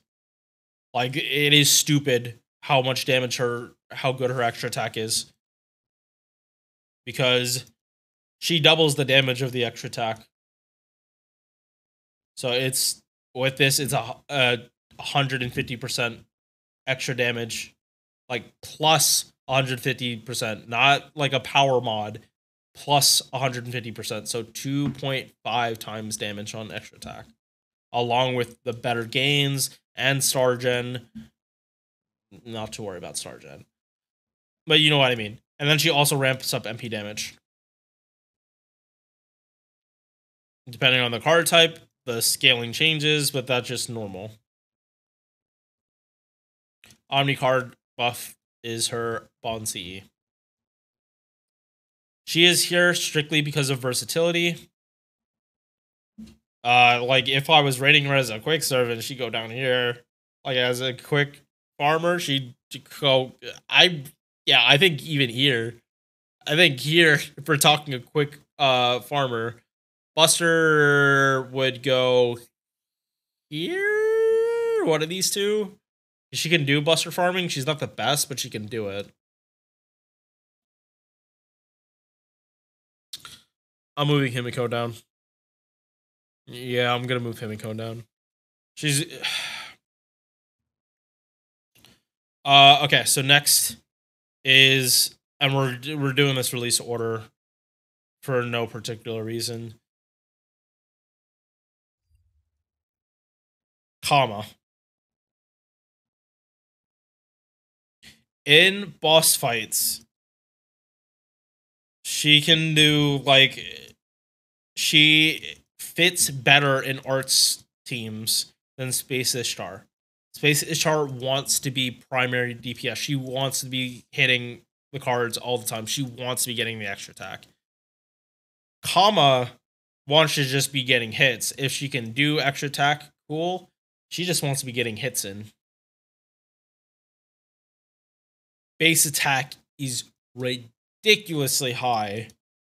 13.2k. She's not Jalter, but she's not that far off.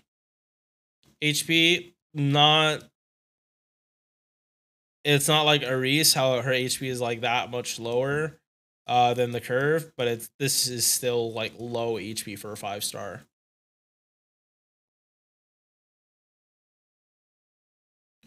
Also, this artwork, holy fucking shit. This is Rejop. This man, when he's, you just gotta let him cook. You just gotta let Rejop cook. MP charge 0.52%. It's fine. It's honestly fine. Lots of traits. Change. If you're using this Ascension, you're wrong. You're making a mistake. Take it off. Don't use this Ascension. You're in here. First skill, Erice. This is what Erice has. Literally the same thing. Just a different name.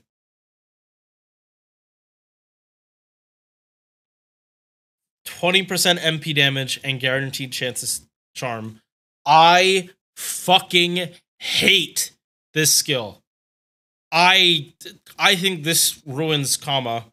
I think this ruins her gameplay. Because I would much rather they swap this around. This fucks up her MP shit so much. I don't even know which one I would prefer. I don't know if I'd rather her have it on here, which affects how good her turn 1 and 2 are, or here, which, depending on your setup, might fuck it up even more.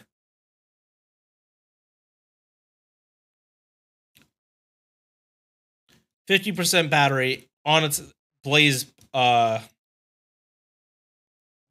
Blaze like Muramasa has, different kind. So whenever you normal attack, you are upping your MP damage. This is what saves Comma from her being so charm reliant. Because you need supports to force the charm. Just like OG Comma, she does the charm in a different way.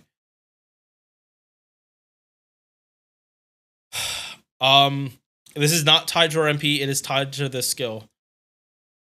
You're only leveling this for the battery and cooldown. 20% debuff resistance, 10% quick, Avenger passive, crit damage 8%, MP charge 3.8%, very weak beast skill 2% for all these, and immune to charm.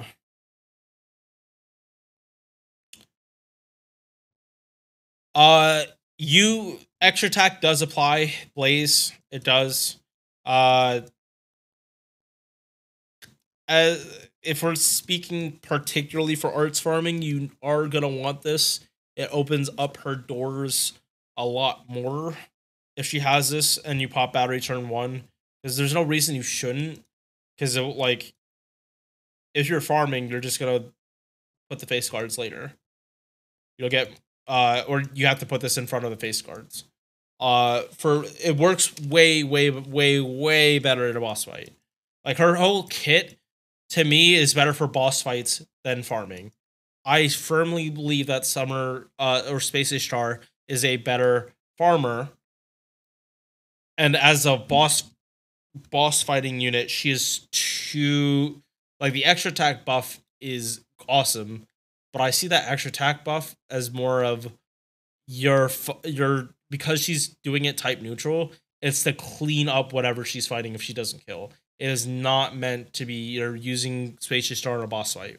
This shit, this is all boss fight stuff to me.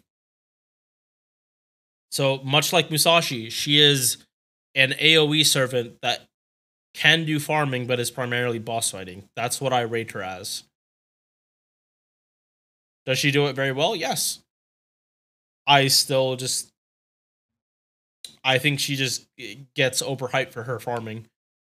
I think Space Star is just better at farming. There are no weird things that you have to worry about with Space Star besides the fact that you pop, if you're arts farming, you pop skill 2 turn 3, not turn 1. If you're buster farming, you have to pop it turn 1, which is why your buster farming numbers is a little lower. But I mean, she's Oberon, you're still ramping up MP damage, so it's a non-issue.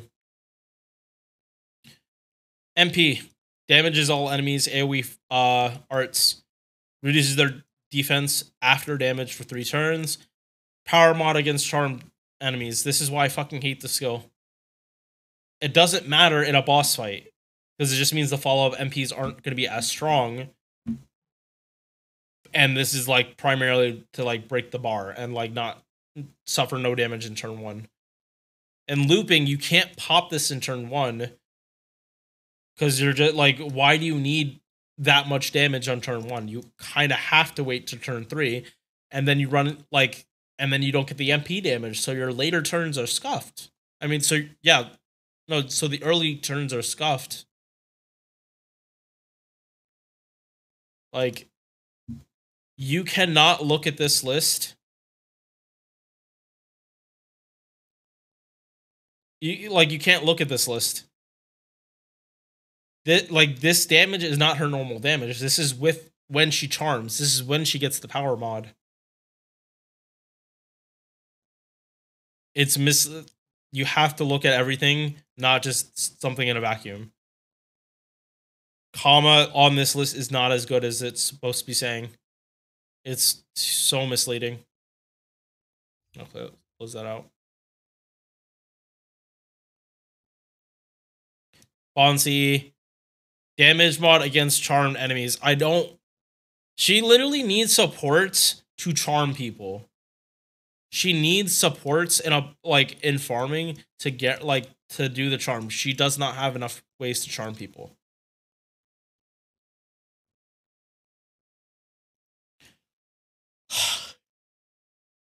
If they were to buff her, one of these skills, preferably this one, needs to make it so you have a chance to charm on normal attacks. If she gets that buff, I will take back most of what I say about her and put her in EX. But as it stands, she doesn't charm enough to do her own niche. And last in this one is Nitocris Alter. Very, very recent, very hype servant when she came out. I still think she's really good, but she's not. She's held back because she's permanent. Base attack is Avenger number, like the baseline Avenger attack.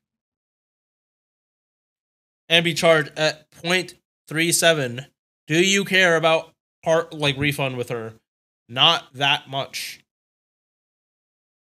It's weird. like she shouldn't have a 0.37.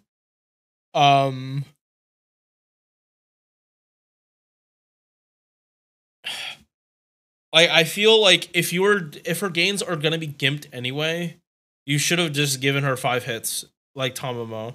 I don't know why this is only at 37. Like at least have thrown her a bone and put this at 40. Like make there be a difference. Whatever. Hit count is good. Upstairs looks good. First skill. 30% arts and buster. Heal every turn. 100% battery. Good alignment. Okay.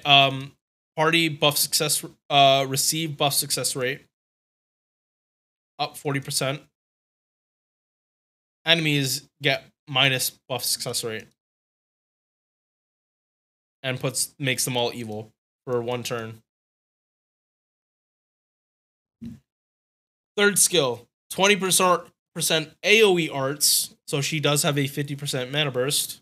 Or no, she has 50% arts for 3 turns. That's better than a mana burst. And does help the party out, that they're able to refund easier. Good alignment allies get an evasion, 1 attack 3 turns. Debuff immunity 1 time 3 turns, and insta-kill immunity. These are guaranteed as long as you're popping the skill first, which is a problem because this has a 2-turn longer cooldown than this. So you are holding off on this sometimes. 2% buster. Avenger passive at a low rank. It's still there though, but it's low. I wouldn't worry too much about it. Crit damage, 3.5 gauge per turn. Divinity. If you are popping her skill 2 on wave 1, this is useless. If you are giving her a starting gauge CE, less useless, but I'd still go Black Rail if you have the choice.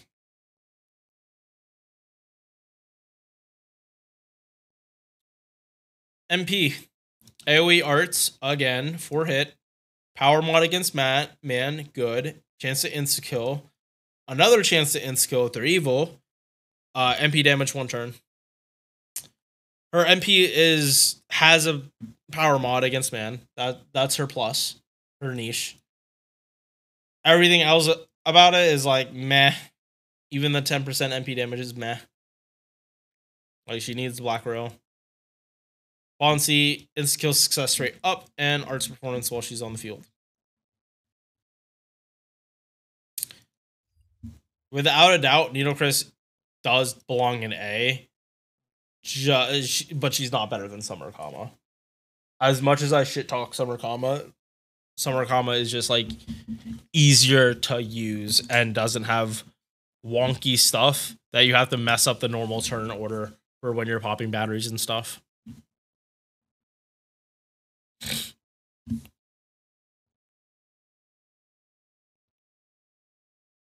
Alright. EO is EX. This is part of the reason I have to like start moving units down. Cause like we're a little more than halfway through. And I am gonna start speeding this up because we're at I think 2 hours now. I need to stop going. No, it's fine. It's fine.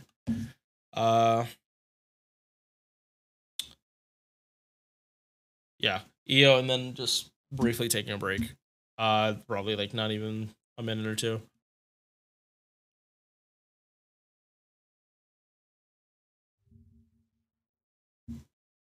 EO.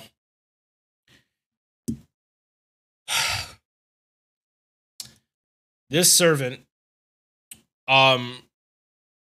if you had any hopes of using the other AoE arch rulers as farmers, if you have EO, she completely invalidates them. Like it's not even a joke. You would not use Johanna. You would not use Moriarty. Yeah, you wouldn't use either of them over EO.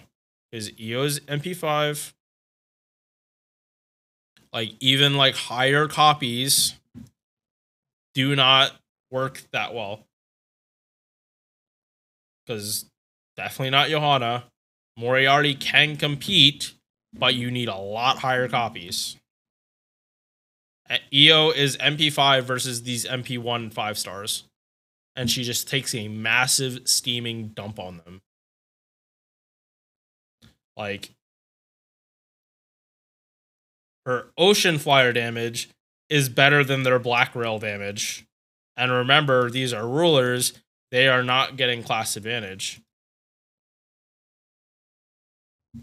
The only time you can't 3-turn farm on 3 enemies is when it's berserkers and assassins. Well, and Johanna like overrides it with her battery refund. Just like Zenobia overrides it overrides it with versus Jalter. Attack almost 9k. HP good.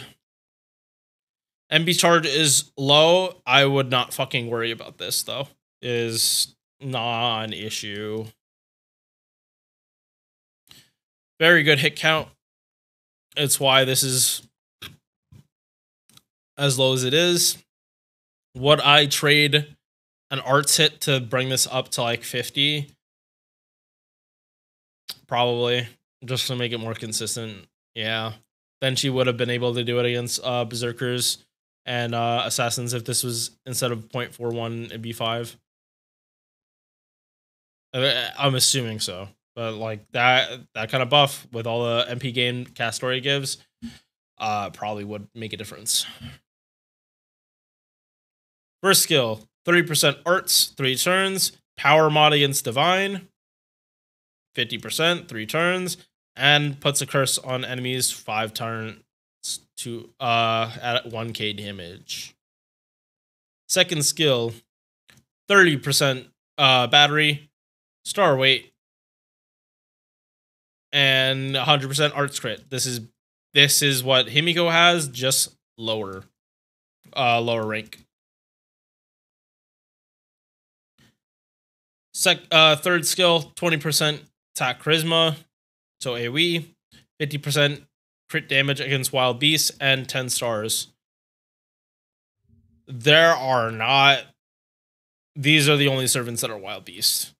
She does not have full class advantage, but crit harder, easy. If it happens, it happens. Against bosses, sure, but they're not that common. 17.5% debuff res, 8% arts, poison, burn, crit damage on quick cards, and she herself counts as a wild beast. So I believe that it doesn't give her synergy with Vitch Darkness.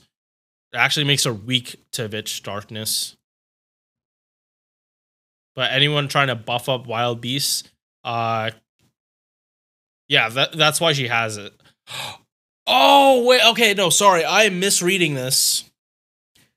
She doesn't get crit damage against wild beasts, she gives wild beast allies the crit damage. Okay, yeah. Okay, then this is even better than it was. The AoE, like, as long as they're wild beasts.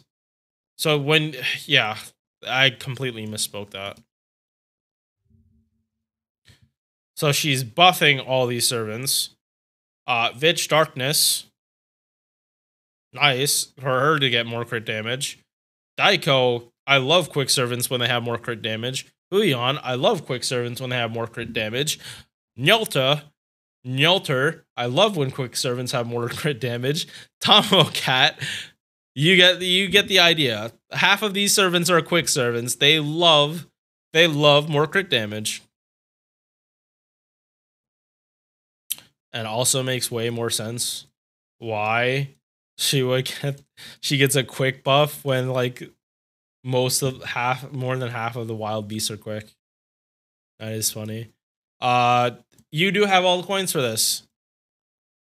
So level these. More flexibility when she's farming.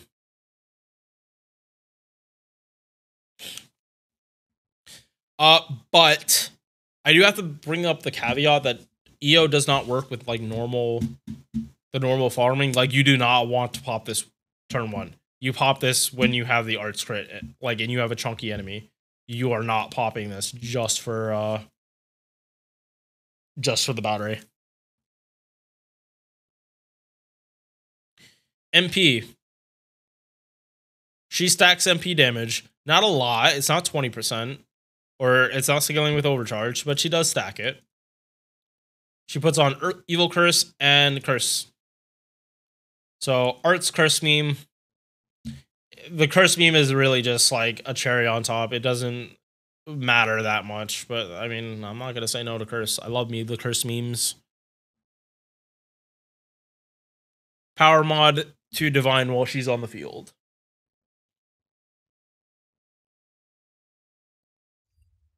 Like, what can I say? She is, like, go back to this damage, or, yeah, this damage.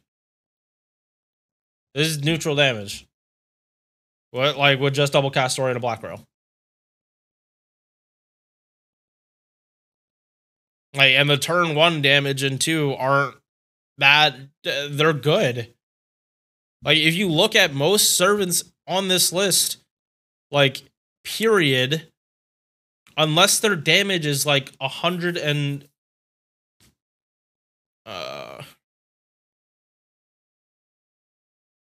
sorry. They need, like, their turn 1 and 2 damage needs to be above 80,000 or EO's beating you out.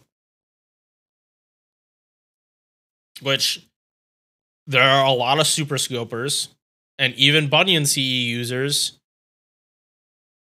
like, they're not touching this. Like, Charlemagne is an exception, and a good exception at that, and Okita. But it usually has to be Black Row.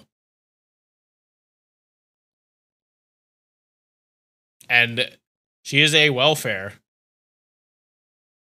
Like, I'm not saying this is an SSR kit. It's literally just under being an SSR kit.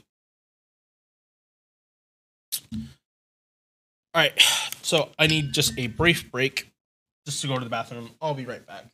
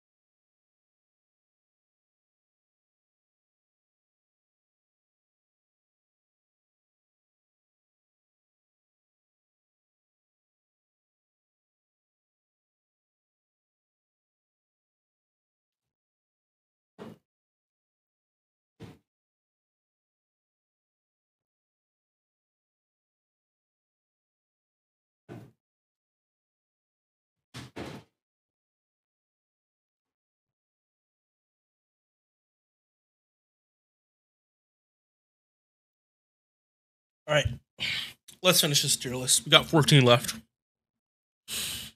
All right. I love Jalter. I think she's a great character.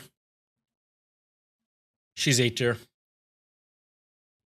It pains me, but I cannot put her in EX.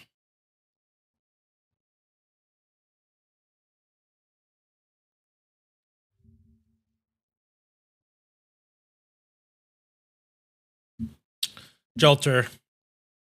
She boasts the highest attack in the game. Unless I wasn't paying attention, there is a servant that's higher. I'm 99% sure it is the highest.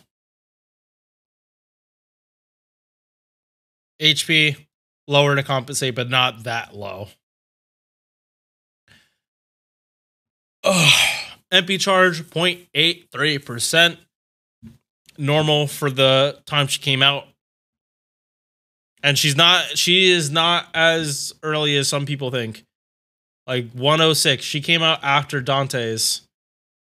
The version we see in Orleans. Orleans. That one was a ruler. And she was scuffed. She was nerfed because of that. As an Avenger, she does way better. Hit count looks really, really good. Her extra attack slaps. Her first skill is actually very liable to get buffed. Self-modification is, and I brought this up in another video, or not another video, another tier list, is commonly being buffed. And as you can see, 2 servants that had EX had this buff. I don't know what they're going to do to Jalter. I think they're going to give her crit damage. I don't know. Not crit damage, sorry. I think they're going to give her a battery on this.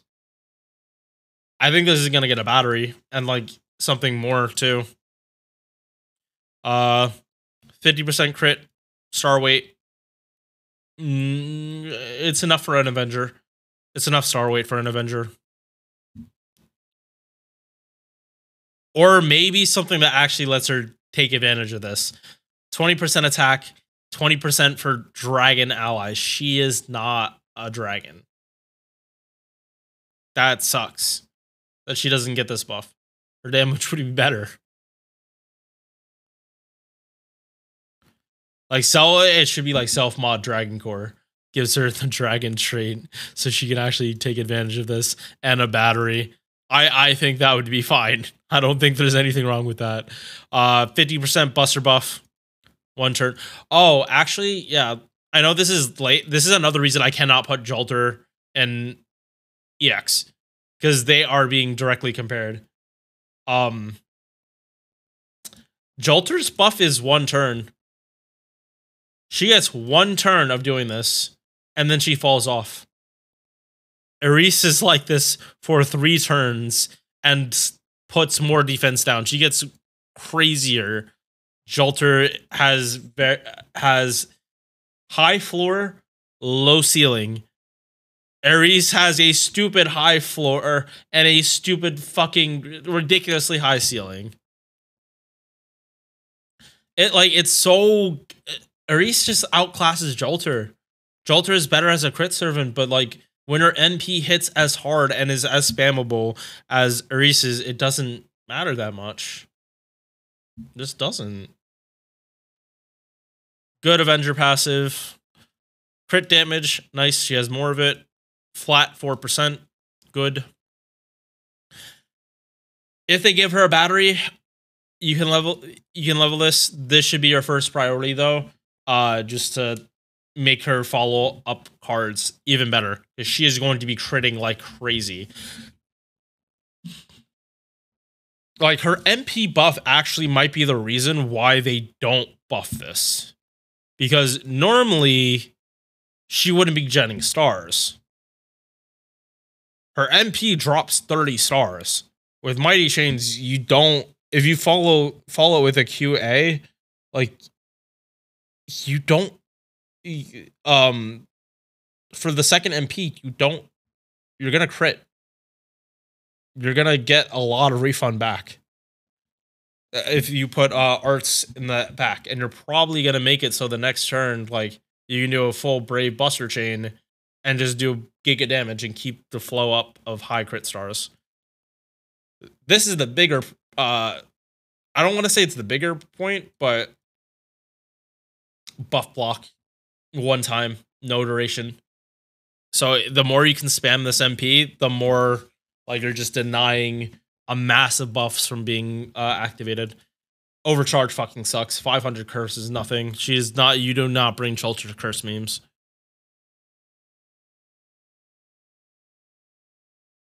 Fafnir. What the fuck are you talking about, Jalter? 15% buster while she's on the field. And chat, have you seen this fucking costume? It is so goddamn good. It is so goddamn good. Shinjuku was a masterpiece. Shinjuku was just a masterpiece. She's only A because self-mod isn't buffed yet. Give her, like, self-mod Dragon Core or some shit. Give her a battery. Just, like, let her get the 40% attack, and then her only having the 50% buster for one turn is a non-issue. Oh, yeah, also, like, that buster buff has the invul. Like, I didn't talk about it, but I think Jalter is such an old character that most people know that. And that 1000 HP demerit is literally nothing. Opposite side of the spectrum. John.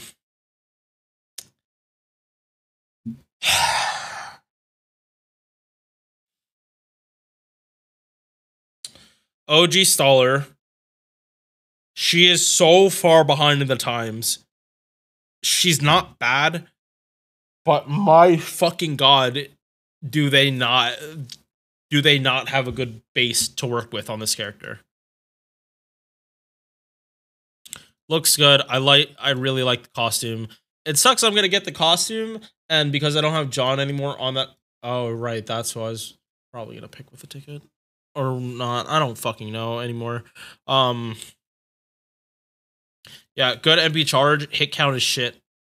And she's art spamming, so she's not getting crits on these. Attack is, I think, just barely higher than Artoria.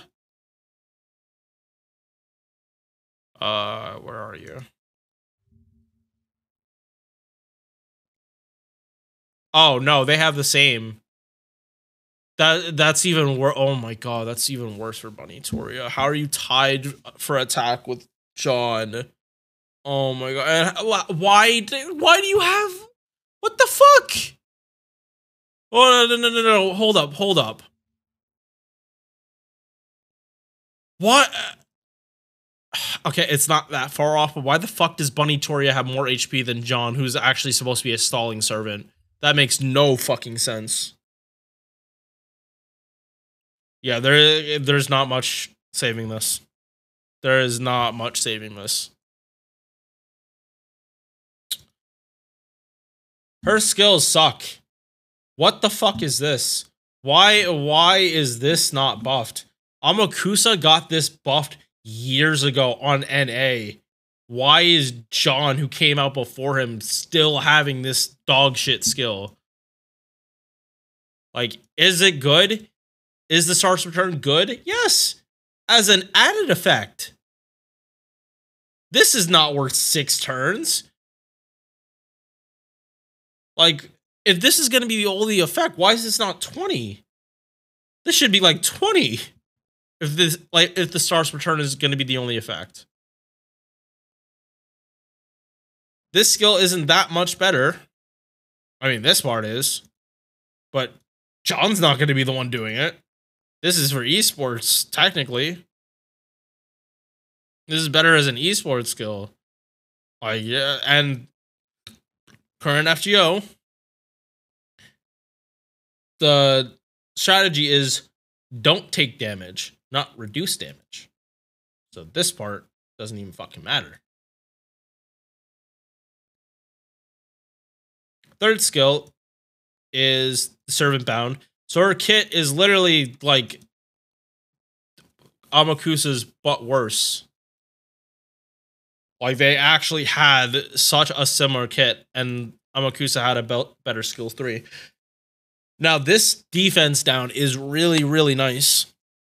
And it's good that the higher defense down lasts longer. But my god, has she aged so bad. And let's not even get to, like, her MP when it released. This is my fucking god. This, and then extra, if you're trying to stall with her. She has this because of Amakusa. Her MP originally stunned herself. That is so fucking stupid. Now, it doesn't have the stun, and it's a party cleanse. That's cool. AoE Invo, that's cool.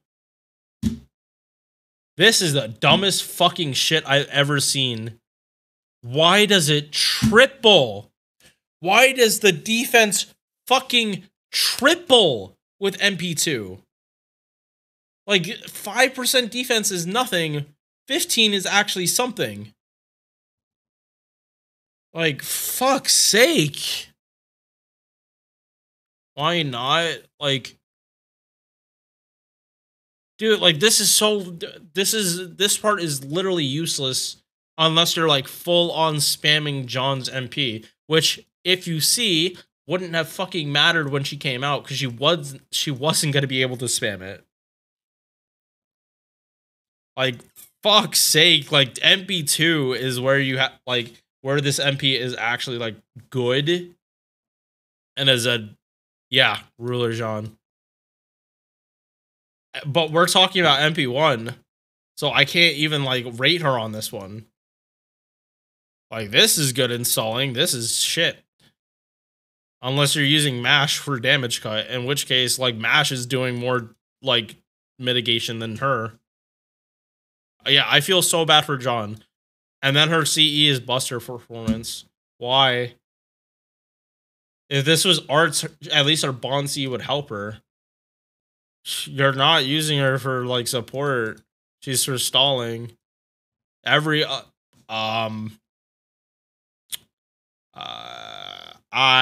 would disagree that Santa Lily is better than her by a long shot.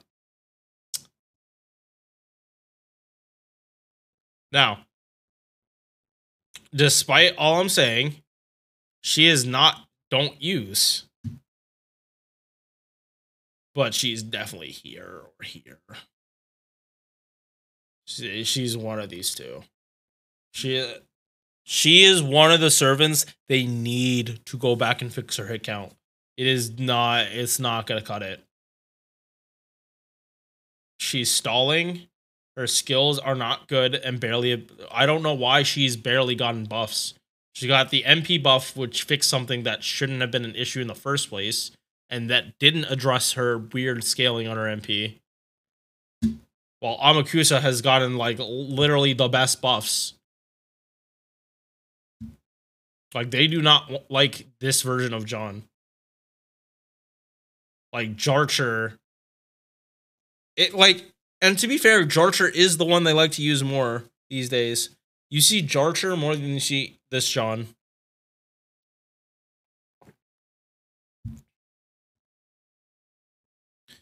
Fuck's sake, they need to buff her again.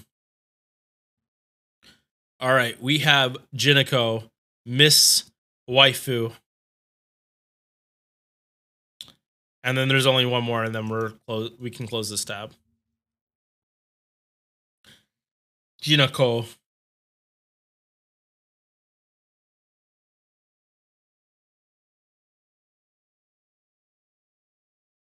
Lakshmi is better than OG Jeanne.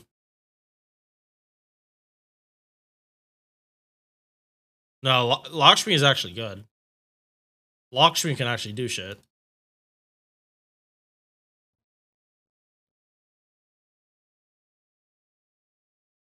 These aren't terrible numbers. I mean, it's triple Skadi, yes, but at least she can do something. She can do farming.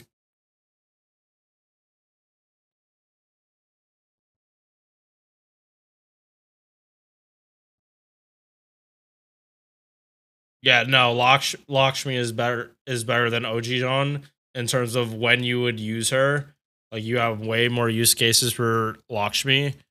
I'm not but usually those are higher copy Lakshmis. Like, it's not MP1, it's usually 2, 3, or 4.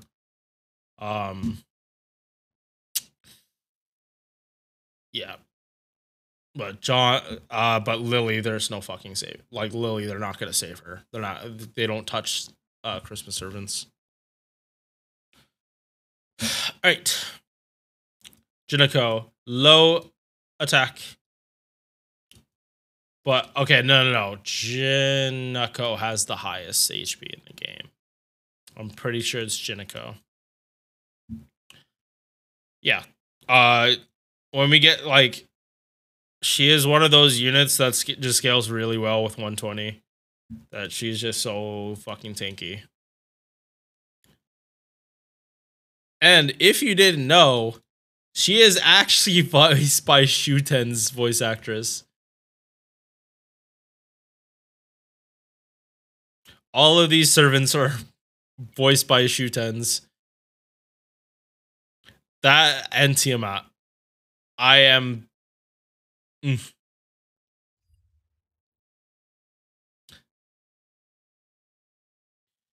Star weight, Star Gen, good.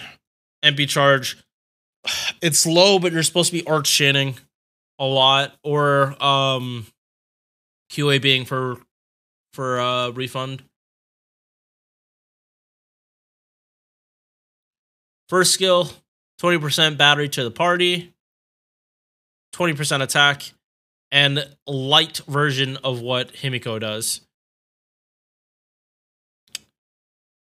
I mean, she did it first. So she is both better and worse than Himiko, because it's a battery tied to it. Esports is better. Esports is better.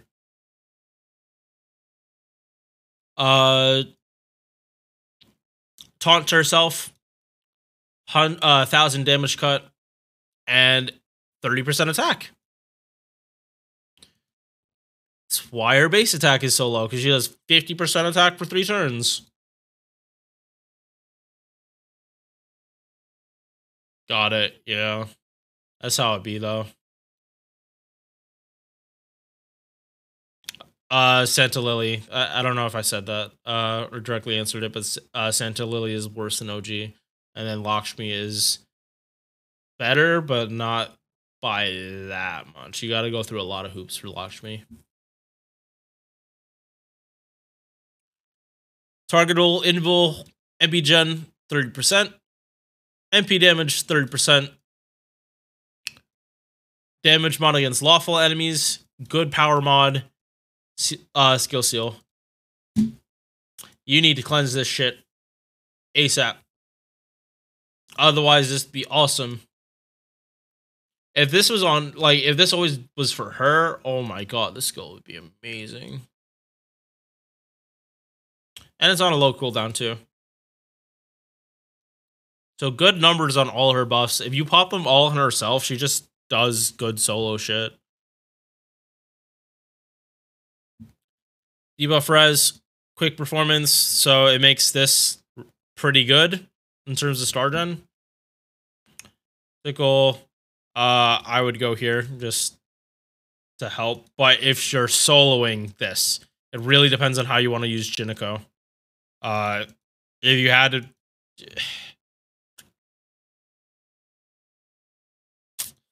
I want to say you'd get more use cases out of soloing with her, since she has the kit to do it. MP, 30% defense, activates first, and that's the passive, not even the overcharge, that's the passive. Kind of shits on, that passive kind of just shits on a lot of servants overcharge. Damage to all enemies, invul for a turn, and then heal. slightly unfortunate that that's the only heal she gets, and a refund isn't the best.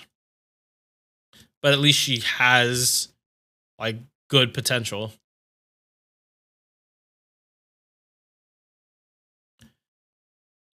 Basically 20-30 on her bond CE. Little heal. It's not the biggest heal, but at least it's something. If she's soloing, this is very, very helpful. Helps her, like, her crit potential. Like, she doesn't have to make as many stars. You don't have to go for QABs with Q at the end. You can mix in more arch chains.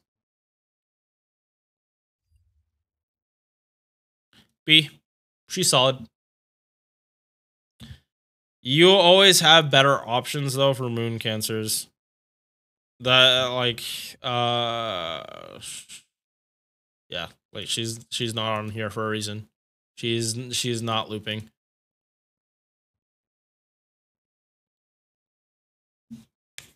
Like, I'm sure it's possible to brute force with Jinako, but it's probably not pretty. Hopus Johanna. A. You are A tier. I have issues with her kit. I will admit that. But she is not that bad. And she's one of the few servants that they didn't loot. They don't loot her. She's good. Although I think her personality like conflicts with it though. I don't know. I haven't seen her dialogue. Base attack, low. HP, high. And she gets even tankier. Hit count, great. She wants to be making stars. I mean, she's not a moon cancer doing it, but she has decent quick arts. This is the reason why she's in A tier. She has the best arts crit skill in the game. 5,000% star weight on arts cards for that one ally. 100% crit damage and 10 stars per turn. Meaning if you only get one arts card, that arts card is getting all the stars. Regardless of what class it is. 5,000 is such a fucking stupid number on this shit. It is to guarantee arts berserkers like Vlad do not have to make a billion stars just to crit. Second skill, AoE arts, 20%. Party-wide debuff immunity, 1 time 3 turns. 1,000 damage cut for 3 turns, and a 30% battery for herself. Good. All good stuff. This cooldown is long. This is even longer, but it is good. 20% gauge every turn for 3 turns, and 20% attack. Her main flaw is that she is just, her cooldowns are so fucking long.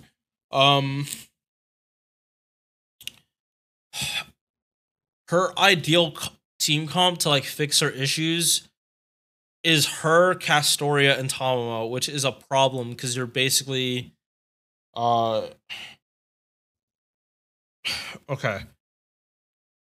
So it's a confusing, I've said this in her video, it's a confusing kit because if she wants to have good uptime on her abilities, she needs to be run in that team to like keep everyone alive, have Tamo reduce cooldown, and just good uptime on everything. She needs to be roided out of her mind to be doing like this, like the good crit numbers that her kit is like leading her to do. Like this should have been like 11k. It should not have been only 10k. For that role, she needs higher base attack. Debuff resist 25%. Passive 10% arts. If you use her as a DPS, get this. You should have this though. No matter what, she's still support first. MP power mod against evil alignment for 1 turn, not on the MP. So if they're evil, her face cards are gonna do really good damage, which I get. That is why her base attack is low, because if you bring her to fight evil, she's basically is going to be main DPS. This is for an MPS that can be spammed if you're getting arts crits or Tamamo or Astraea, just like helping the refund. This is not hard to have high uptime, but that's only for evil. Even better if they're man, but and then buff block. So I truly think that Zufu's MP was what Johanna's was supposed to be. Because Zufu's MP is so goddamn good for arts crit. Her kit is just good for arts crit.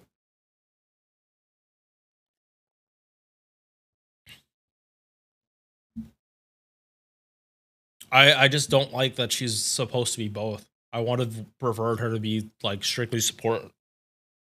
Like the arts AoE fatigue is like back. It's been back. We were tired of seeing all arts quick AoEs. Now we're getting all arts. This is like the third it's not the 4th one in a row, but it is the 4th one from February. It's the 4th SSR AoE arts. It's just, why are we getting so much at the same time? It really is just fatigue and bad timing. The same with Britomart. She's just coming out at a bad time. Evil alignment and man power mod. She's solid in A. You can get her to be main DPS, and in which case, like, she does good. It's just I wanted her to be full support. I wanted her to be full support so bad. Kiara.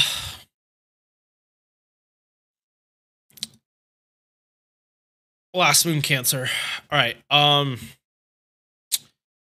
gonna keep biases out because we were talking about MP1 Kiara, not 2 or higher. A lot of the gameplay is better at higher copies. And we'll get into it in a sec. Horny Nun.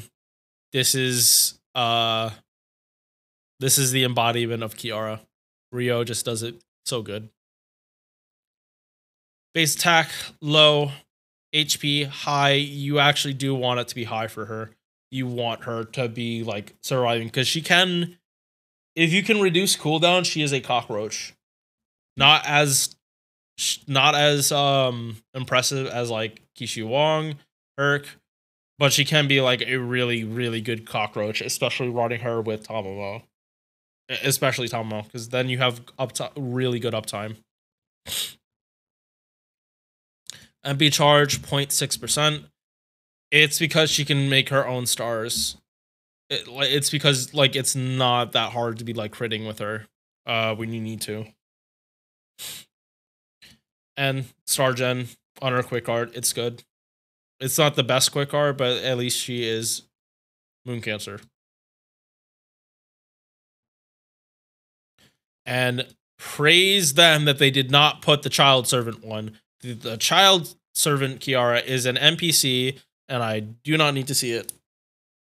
She's cute that she gets to play with Jack, because if you read Kiara's like lore, you're like, you feel bad for her, but at the same time, you're not gonna let her fucking do what she's doing. Like, it is fucked up what happened to this girl as a child, but that does not excuse the monster she became.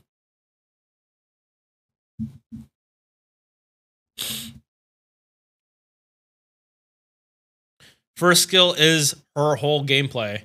1 turn, 5 turn, 1 time, 5 turn guts. Like that by itself is good. It's on a 6 turn on the level of Van Gogh.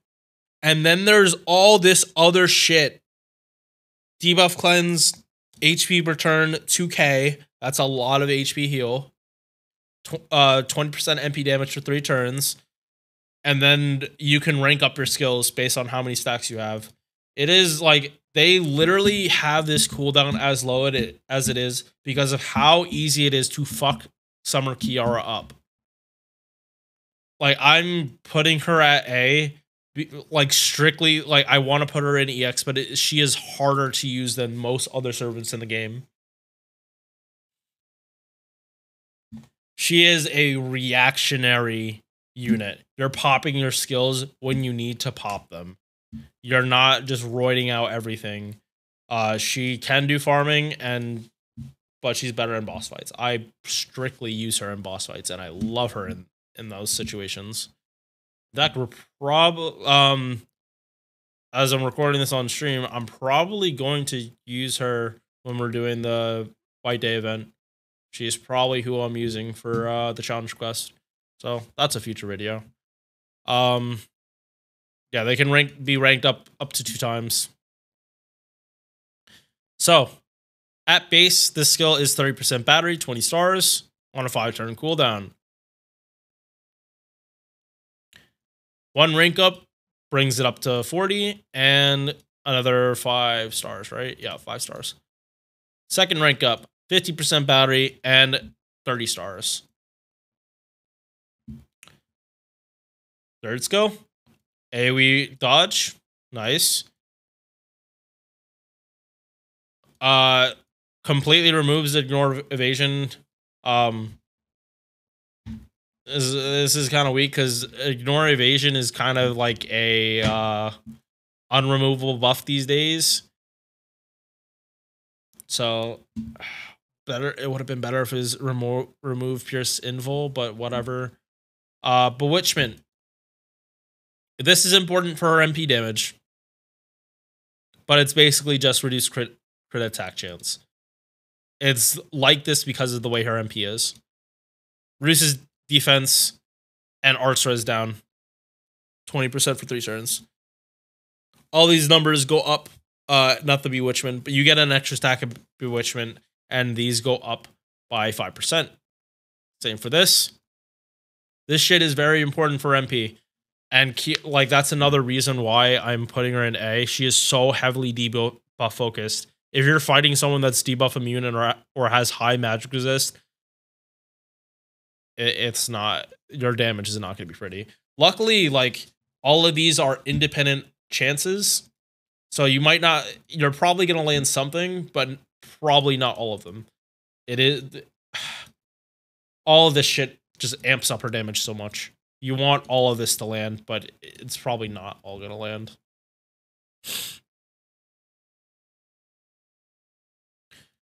%12 arts, 12% MP damage as her passives. Weak beast manifestation. Logos Eater. Just humanoid enemies, she just takes less damage. Built-in defense.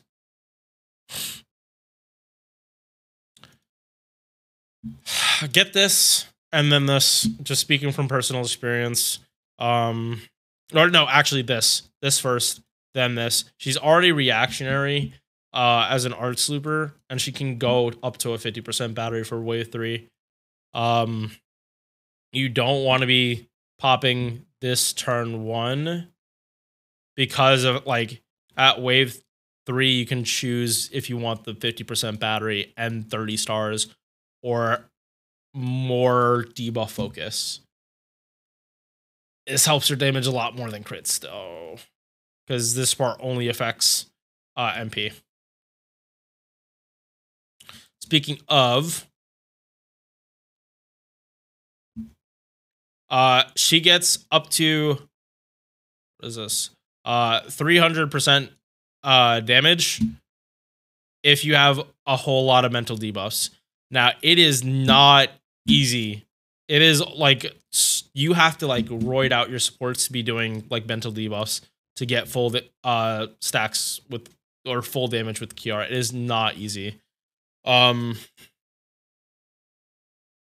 she needs to be able to put Bewitchment on faster.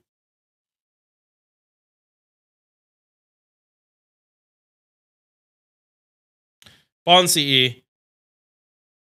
100% revive. Got like guts. And it's stackable with other guts, so her own.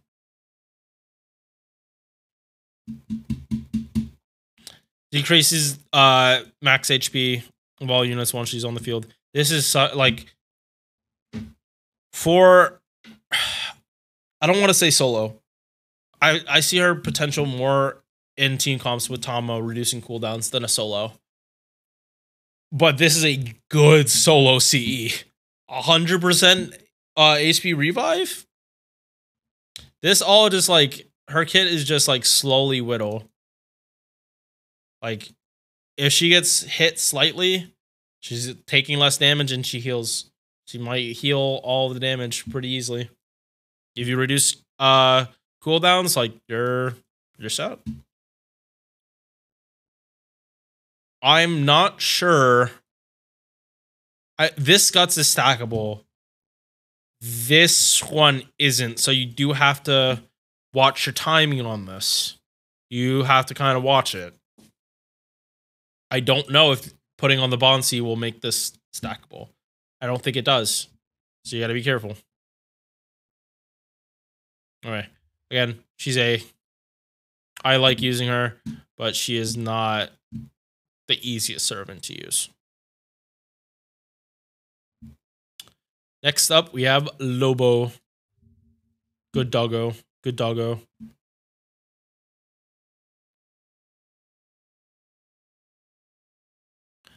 Base attack, good for a 4-star. This is very high. HP, low. Yeah, not as low as Maurice, but it's not that much better. Decent hit count. Good MB charge. First skill, star weight. 1 turn. 40% defense. A buff monster strength. 30% attack for 3 turns. And power mod against man attribute. Nice. Reduce insta-kill resistance. Blah. Reduce their attack 30% for 1 turn. And removes the buffs. This is the only skill part of this skill that really matters. Just buff strip. Not even removes defensive, just removes all buffs. MP regen when she's taking attacks. I mean, not she. 20. Just the Avenger passive for Lobo. Crit damage, charge per turn.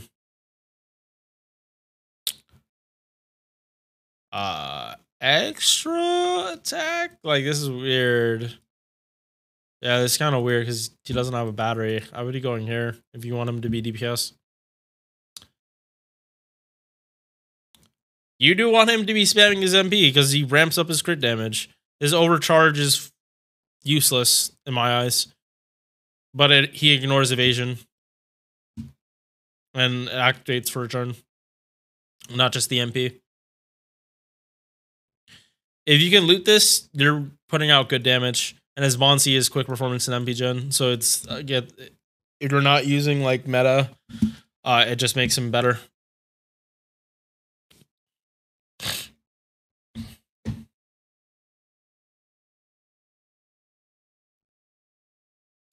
Lobo. Solid. You solid at B.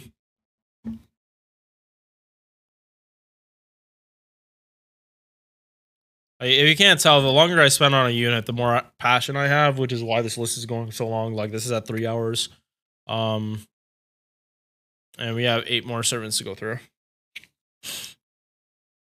Martha. Alright, her character is just funny. I find it so amusing that she tries to be this princess-like, and yet she is, like, throwing hands with, like, the best of them. And she's supposedly supposed to be friends with Jesus. Or had known Jesus when he was alive. I think. Yeah, New Testament.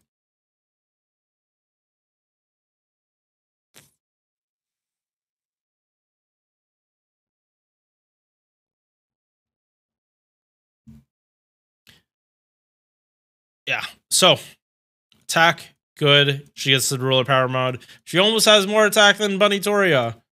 That's painful because this is a level 80 character. HP okay. MP charge. It's good. QABs make it better, but it's not the best, but it does look good now. It didn't look good before.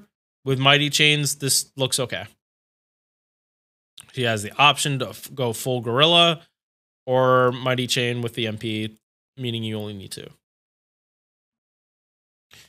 30% battery, 20% attack buff on water side. Debuff immune 1 time. HP heal.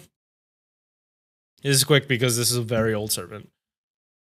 Power mod against demon, divine, or undead. She doesn't, if they're multiple, she only gets the 1 power mod. Not the biggest fan, but I get it. I think Martha Sanda buffs you up to these enemies too. EX magic resist. Extra attack. She's single target. She doesn't have a battery. 10 hit single target buster. Pretty much guaranteed to reduce their defense for 1 turn. Activates first.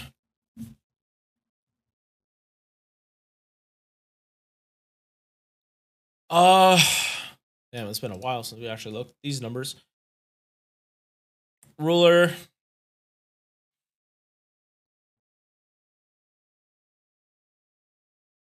She does better on water side. What a surprise. She's a summer servant. Her damage explodes if you actually bring her to fight these, and these are not uncommon.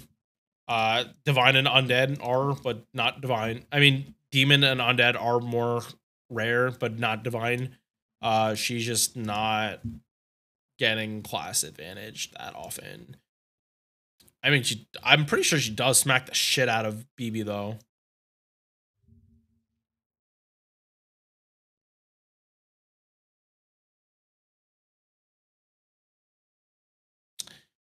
Yeah, she smacks the shit out of Summer BB, but not regular BB.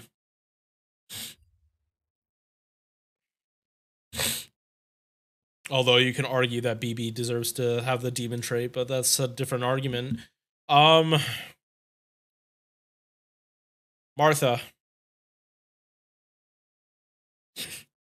She's solid. See that I put her in C or super niche. Yeah, you're pretty much unlike a Shisho. Like, I would bring Shisho to fight like those niches over Martha. Like, not if they're a saber, but like I'd pick Shisho. Again, I'm not directly comparing Shisho. I'm just saying like she does those anti-undead and anti-divine like really, really good. Martha just doesn't have a good kit. It's just outdated. They haven't buffed it. She's not here, not at all. Yeah, you're pretty much only bringing her. Oh yeah. Also, this is neutral. This is pretty much neutral. The only time she's getting full effective damage is against Summer BB. So I want to put her here, just because like her niche is so.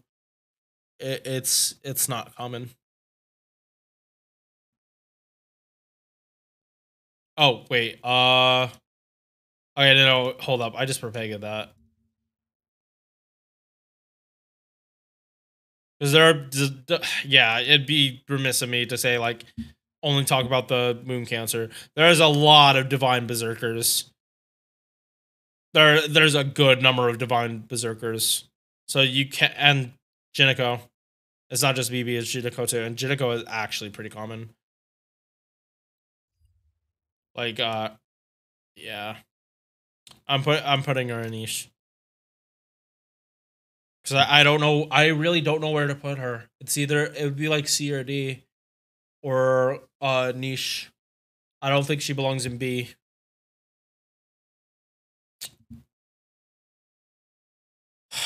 Ruler Moriarty.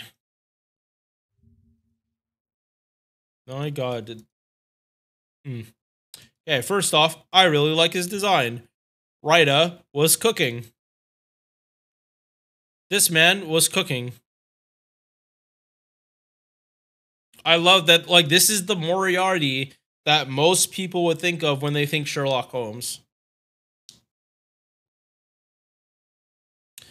Attack, low. Like, not Nitocris low, but still low. This is probably why some of his damage numbers are the way they are. HP is okay. No, not okay. It is high. His HP is high. MP charge, 0.37. I know what is. Let me just check something.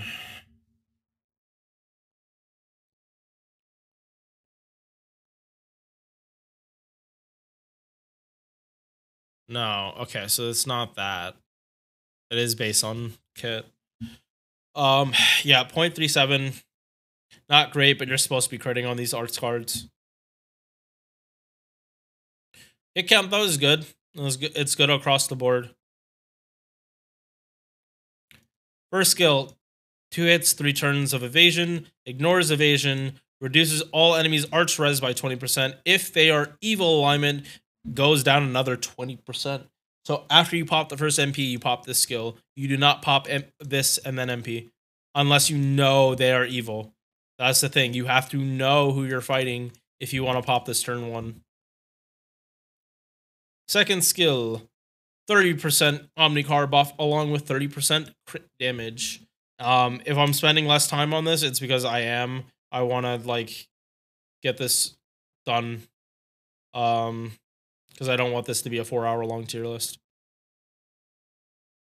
Third skill, you get 50% battery, and then a chance of getting star weight for arts cards or star weight for buster cards. And then 20 stars. This, I do believe, pretty much guarantees his arts cards will get the stars. Yeah, like, he can do good buster crit damage, but he's type neutral most of the time. I would be prioritizing refund than buster crits on neutral.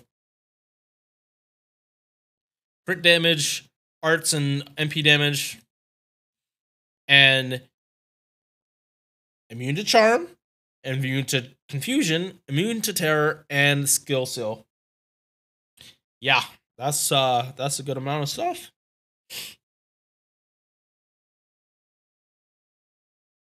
Okay, I was having a thought that he would actually be good in the BB fight or to get the last Void CE, but like, you don't get terrored, you get stunned by Jekyll and Hyde. Oof. Get this for his farming, get this for his DPS. AoE 4-hit. Can do looping.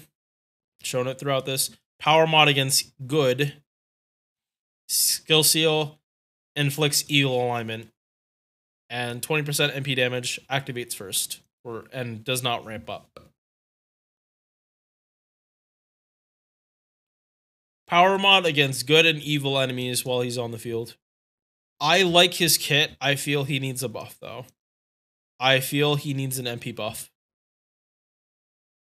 I know that sounds crazy, but the scaling just isn't there.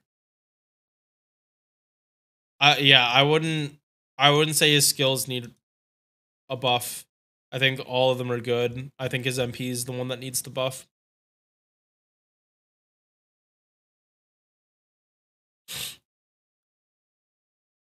And they kind of have to be careful with this. Because they can't give him, like, power mod against evil alignment and last for a turn. Wait, can they? It makes his subsequent MP, like, his subsequent cards and his subsequent MPs, like, good. No, actually, that is something they can do. I actually like that a lot, honestly. It would complete his kit. Because right now, this evil alignment is pretty much only so this sticks harder. So I think giving him power mod against evil alignment for a turn to do good base card damage sounds pretty cool. But I think that is a slippery slope and might it might be too strong.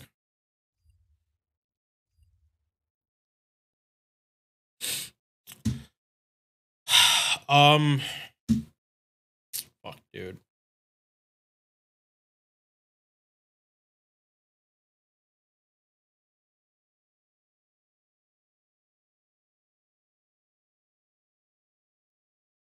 I'm putting him in B because of the MP damage. I like his kit. But this, like...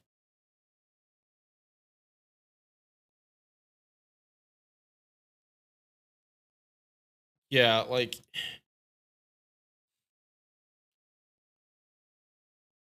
Fuck, dude.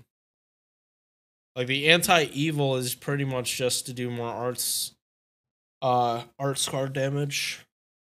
It's not actually helping out his damage that much if you're not using an arts card. Luckily, he has triple arts. That's why he has it. But he would have had double buster, double arts if it wasn't for that fact. They had to gimp his like overall damage for that niche. I think it's fair if they give him. It doesn't even have to be a 50%. It could be like 30% evil power mod, and I think that would be better balanced. Nobbu. Somehow, you are the only servant on this list that can do buster farming. But, oh, wait. Okay, so holy shit, that is Papega moment. Let me rephrase that. You are the strongest buster farmer on this list. Bar none. These two do not come close to what you can do.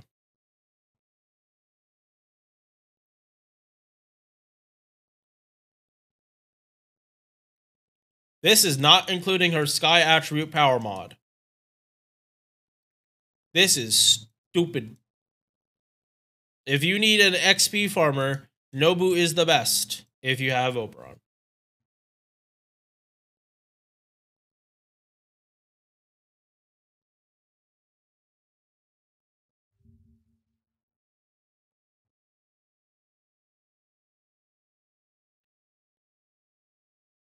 Mama Nobbu.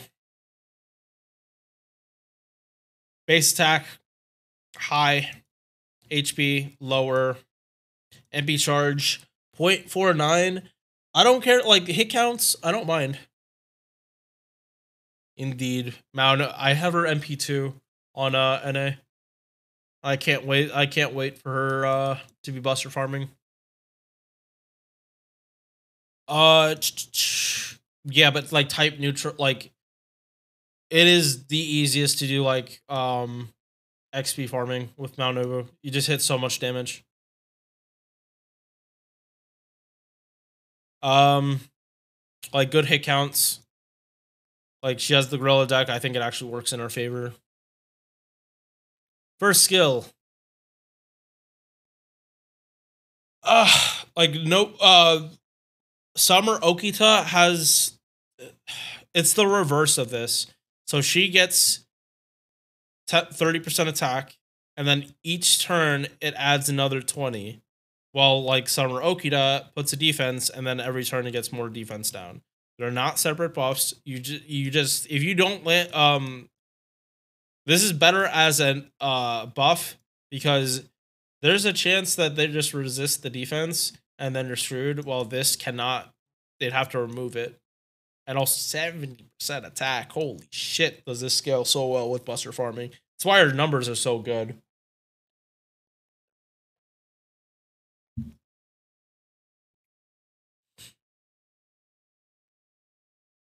Second skill, Invul, buff removal resistance for 1 turn. Power mod, Sky attribute when on a burning battlefield. This skill brings the burning battlefield. Easy power mod at 50%. Third skill. We are getting this soon, right? Yeah, no, this isn't out on NA yet. This is what's going to enable Buster farming. 10 stars per turn as an Avenger. Cool, I guess. 30% battery, that's what matters. And a 30% Buster buff on Burning Battlefield. She double stacks this. She double stacks this. It is nuts what you can do with Mao Nobbu. She is awesome. Lots of multiplicative buffs. The higher your MP copy, the better the scaling. Low crit damage. This is one of the times it's fine, because not only does she have bitch, she has Nobukatsu. And I know I say like servants should be able to stand on their own. When their supports are so giga fucking good at doing their job, it really doesn't matter that her kit is lacking. Like Nobukatsu fixed every single issue that this Nobbu had, and then this buff brought her into the modern era. This first, so you can do Bunyan. Then this, if you have higher copies, like me. MP, 6-hit Buster. If you're fighting Divine, removes their defensive buffs. You're not hiding from her. Inflicts burn. I guess you can use Honey Lake. I'd say don't, but you can. And then Power Mod against Divine. And in case you didn't know, I think almost every servant with Sky attribute has Divine trait.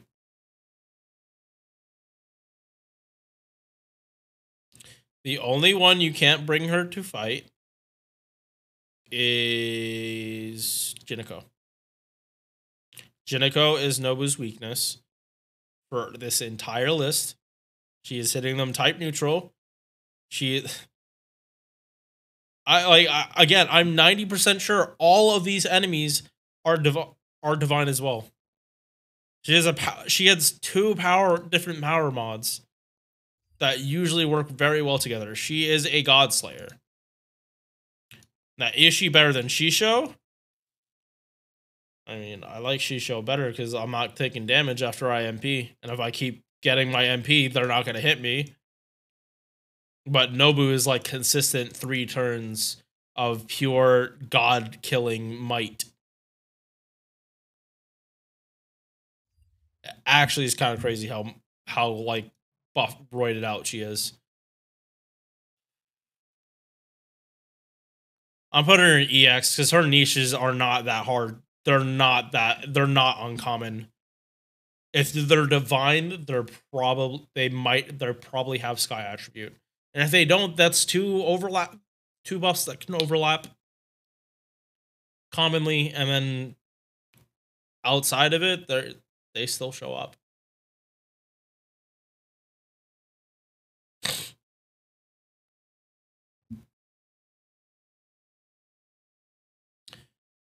Okay. Qin Shi Huang, EX. Mighty Chains made this fucking guy even better. This guy is... he's ridiculous. If you have him, like, his cooldown's good, you're fucking set. If you have his Bond CE, you are fucking set. If they need to buff this guy, they're gonna give him a guts on his skills. Wait, does this stack? No, it doesn't stack with the buffs. They might buff one of his skills and let him do that, though. If I'm being honest, they're not gonna put a guts on an MP. Not one as spammable as this. He'd actually be dummy fucking broken if they put a guts on here and it was able to stack. Would not fucking kill him. Base attack low. Honestly, this doesn't matter because he gets charisma. He gets attack buffs all the time. It is not hard to have an attack buff on him. HP also very high. He wants this. Helps with his gameplay. 0.47. You're critting on these cards a lot of the time. You want to crit on them. So you can also give him a 20-30. Like, his possible buffs, and the most likely, I think, is him getting, like, stars per turn somewhere. I want it on MP, but I know they're not fucking gonna do that. There's no fucking way they're gonna give him stars return on his MP. His MP is already busted. Hit count is good except for here. Again, I wouldn't worry about it. And you're gonna get this anyway if you're MP1. This is icing, but you want this because he's mostly solo. First skill, Drain, guaranteed to all enemies, and 20% defense down for them. 70% chance to stun, sucks, it's not guaranteed, but oh well. Still better than a coin toss and waivers MP, chance based solely. 30% attack, 6 turn cooldown. 50% battery, cleanse, 3k heal. Oof. Most of the times you want this. This is better than Artoria's battery. On the same cooldown. 18% debuff res. I already talked about this. MP, invul for a turn, taunt for a turn, crit damage that scales on MP copies, star weight for 3 turns, and a 50%. Okay. He has a mana burst level attack buff as his overcharge on a spammable NP. He could have had like 9,000 attack, and this like his numbers would still be hitting like ridiculously hard. Don't nerf his attack, please. Don't do it. Don't do it.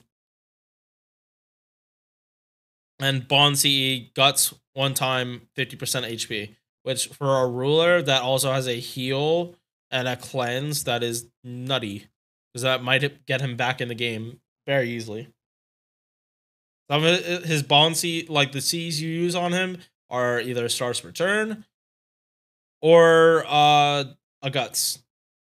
Because he has a taunt. If he goes down, if he goes down with a taunt, he's still coming back. And that only happens if they have Pierce Invul.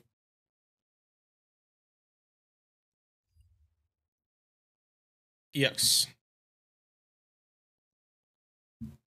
Almost done.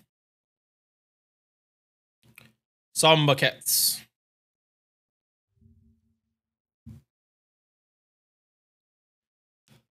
She is like one of the rarest Christmas servants, strictly because she never got a rerun. They completely skipped a rerun. I don't know why. Apparently it's like some legal shit. Base attack, high for a 4-star. HP, okay. MB charge, good. Double buster, double quick. Hit count is good.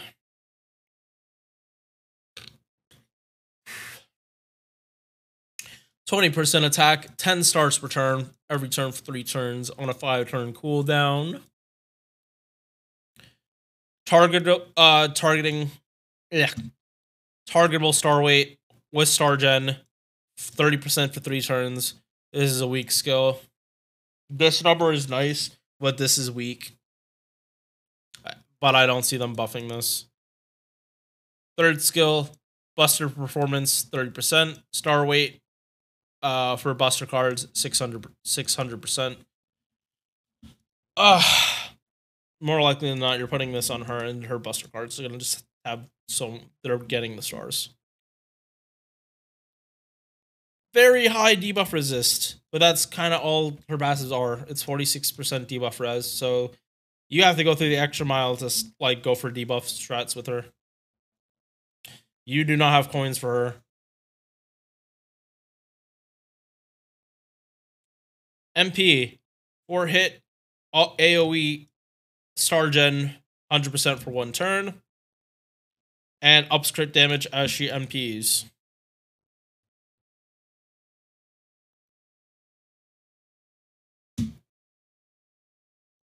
I might bump her up. I just need to check the damage, but that my instinct is putting her there. Yeah, you're gonna stay there. You're staying there.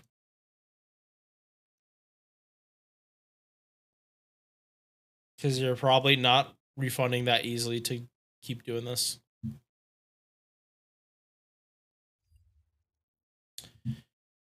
Three more, Ranmaru.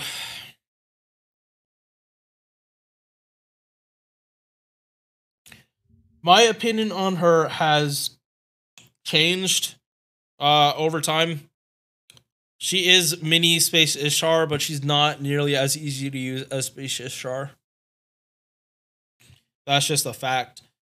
But as a type neutral farmer, when you have enemies that are higher health, she shines for her crit potential. Like when you crit to get refund, she shines because she's more likely than not going to crit. Attack high, HP okay, MP charge 0.45%. It's why you're supposed, like, it's meant where you're supposed to get a crit to help refund. This is a very low number though. Hit count is good. It's a shame that we don't have more hits on these.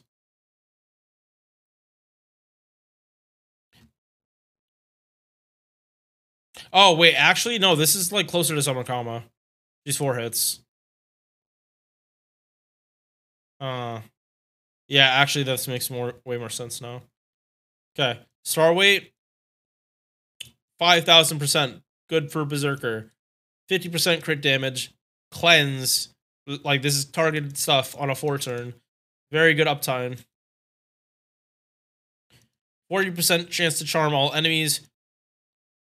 20% defense down. 10 stars. It's so she actually can crit.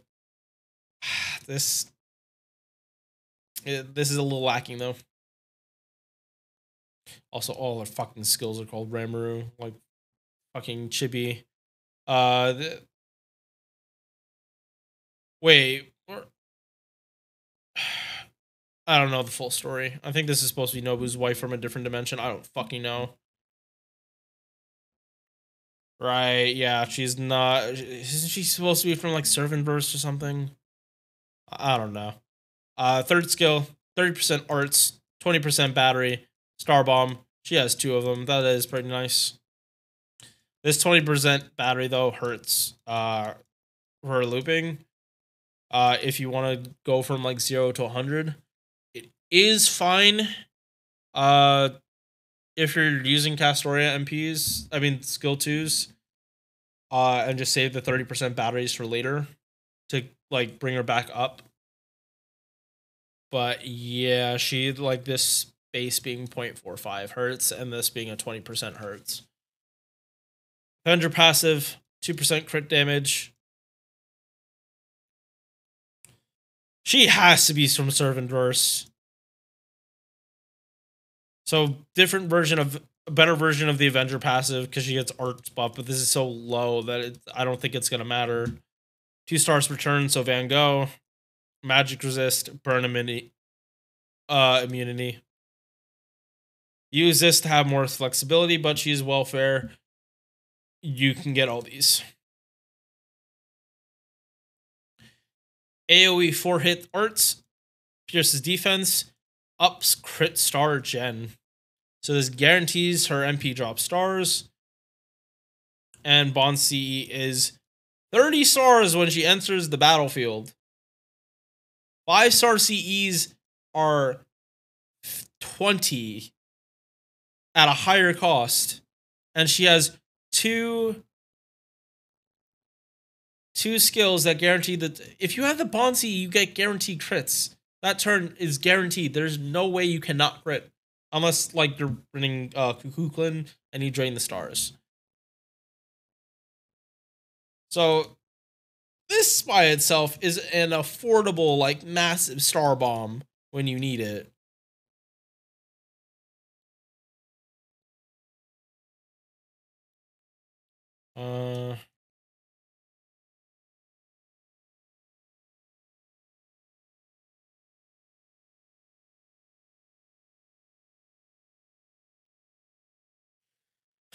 I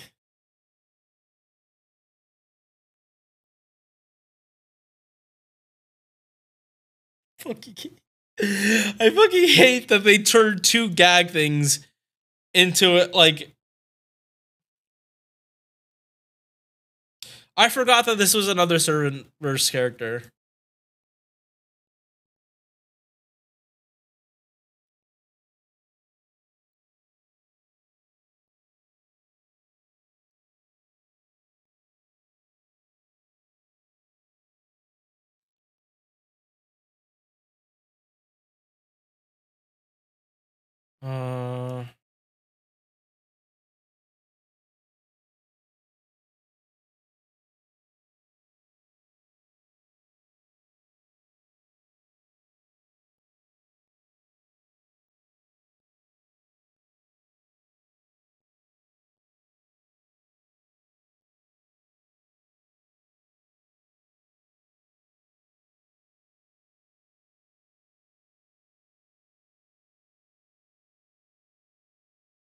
Yeah, this is just like I had to go over this, just reread that because this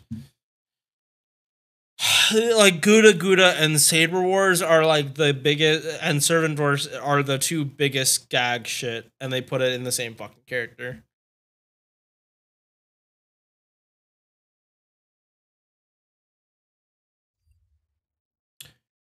Damage. Ranmaru. She can't do Black Rail. But she's MP5. This is type neutral damage. She is a stopgate until you get a better farmer. Like, if you don't have these three, this is your option. She does decent damage, but don't get me wrong, in most farming, you don't need this much or this much damage, and if you do, you can crit.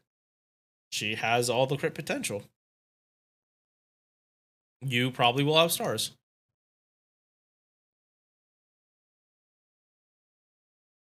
But she does not do anything better. She does not do anything better than these two. She's up here because she's she is MP5. Well, actually, should be here. If there was a B plus, she would go in it. Yeah, you're going here because you're not on A. Like, A, actually, this is like, these two are like stacked. I can't put her up there. Yeah, I can't.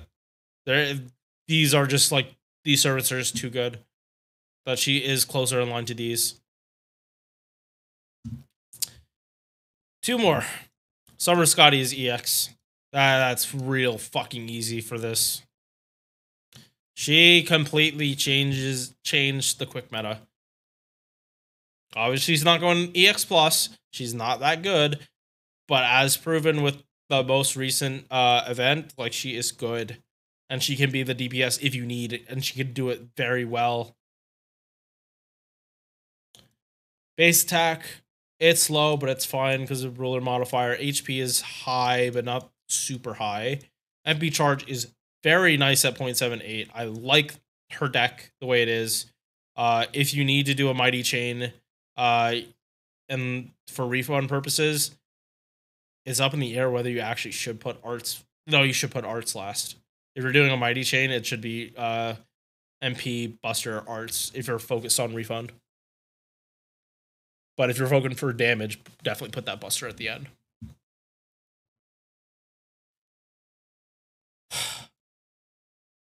Quick buff, 50%. Crit damage for Buster cards, 100%. Definitely when this character first came out, people did not understand how good this fucking was. Because servants that were quick, that had triple Buster, now actually have a good support for them. She literally she fixes the problems of a bunch of quick servants where they didn't have two quick cards. Servants like Jack that have triple quick don't synergize with Summer Skadi, and that's okay. you have the option. You have the option to run 2 of the Skadis that actually benefit you, not have to run a specific one. Because multiplicative buffs and debuffs, you want both of them. You do not want just Ruler Skadi. You do not want just Summer OG Skadi. You want both of them. And then your third Skadi is going to be whoever you actually need for damage purpose. They got if they have double buster, double quick, it really is up in the air, and it depends on the servant's kit. If they have defense down in their kit, you probably should go double Ruler Skadi. But if they don't, OG might be better just for 60% defense down is nice. Second skill is why she distinguish is herself from OG. 20% attack. This is actually higher. I forgot it was this high. I thought it was 15 as well. 15 quick and buster, and then 15 stars every turn on a 7-turn cooldown. How's it going, fam? Is good. We're almost done with this tier list. Yeah, this helps servants with their looping. Like, this helps them get overkill, and they can carry it through. It's why OG Skadi is better for wave 3. This skill helps you get there. Because you don't care about crit damage when you're MP if you're farming. You don't care. You're not going to get crits because they should be dying. And third skill, 50% battery, star weight for buster cards, and 15 stars. Can they buff OG Skadi and give her battery MP gain? Can they please do that? Like, because then I will stop talking shit about OG Skadi. How, like, her battery is what needed to get buffed, not her MP. Although, granted, now Skadi's MP actually is pretty good for 90 plus. I know they won't, but it's what Quick needs. It fixes so many problems with Quick servants that they actually let her battery, and it doesn't even have to be like, massive. It just needs to be like 30%, and it could even be if it's for 1 turn, I'd be fine with that. If it's 1 turn, she doesn't need it for more than 1 turn.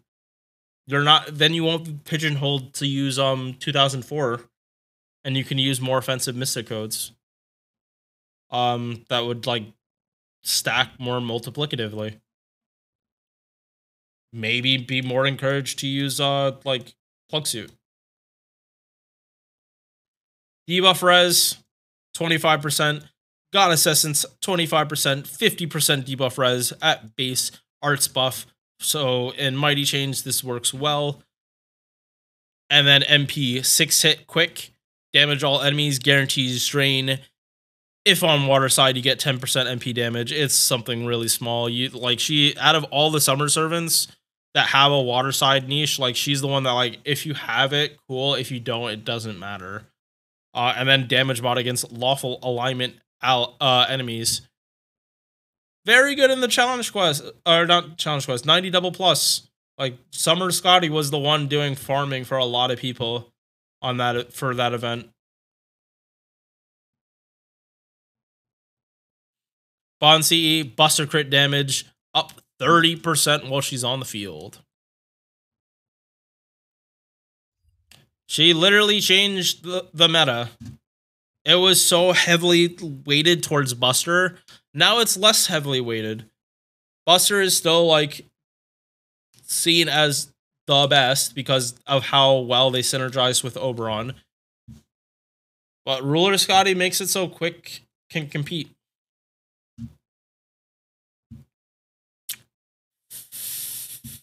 And the last servant. Taira no Kagekiyo Yoshitsune Ushiwakumaru grown.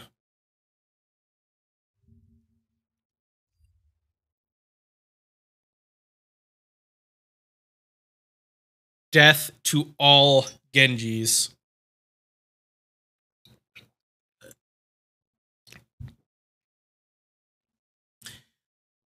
As a solo servant, this servant goes the fastest.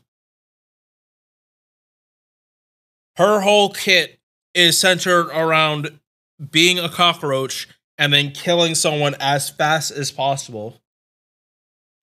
And I love it.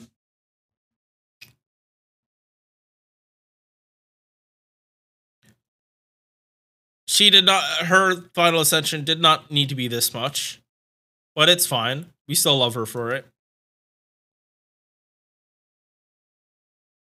But honestly, her second ascension is awesome. Why is EO? Because she is counted at, she's MP5, everyone else is MP1. If we were counting like everyone at MP5, she'd probably be A or B.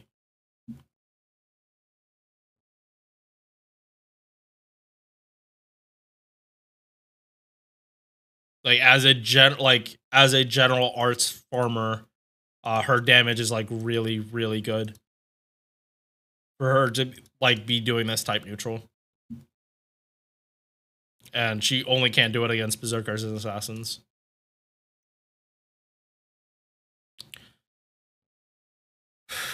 Base attack high, not that much higher than baseline Avengers, but still higher.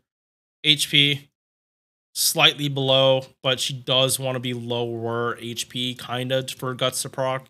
It's not the biggest thing, but you do want her to be in the red. Just not too in the red. MP charge 0.81. This is good. It would have been better if she had another hit on her arts, but we will take these. I do prefer this being double quick, double arts, and not double buster, because her refund solo would suffer greatly if she did not have double arts. Because she does not have anything to help her gen besides this battery here. 200% damage mod against Genji, so she does triple damage to them. You can ignore this skill and it's still good because it's 3 turns of 100% crit damage, a 30% battery, and you reduce star weight for everyone else in the team by 100%. Like, she's known for killing Genji, but if you take this out, it's still a good skill. And this is her only like actual Genji niche. The other skills are not. She is not that super catered to fighting Genji.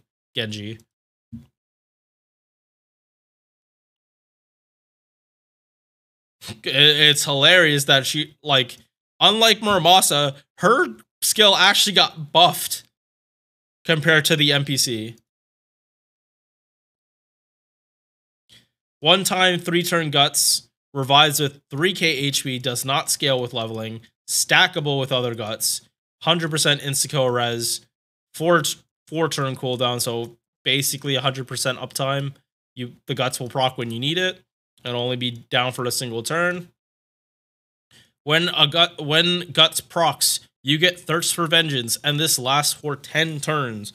For Taira, you shouldn't ever worry about that. If your Thirst for Vengeance goes away, hey, how are you staying alive that much? Props to you for just like being a giant cockroach. Or Taira's not by herself. In which case, I mean, for 90 plus, that's fine, since we saw a whole lot of Genji for a time. But if she's not by herself, her guts isn't proccing, so you're not even gonna get this unless you're fighting someone with like AoE attacks and you're just not able to protect. In which case, you probably have another problem. But yeah, extra damage for MP. Third skill, 2 attacks, 3 turns of evasion, 30% attack, inflicts curse, 500 damage to all enemies. Yeah, this is a joke too. It's just there. Don't worry about it. The best Avenger passive. She wants to get hit. She wants to get low HP. It helps her refund. It's why she like only has 2 hits on here, because basically her getting hit gives her more refund than actual like cards.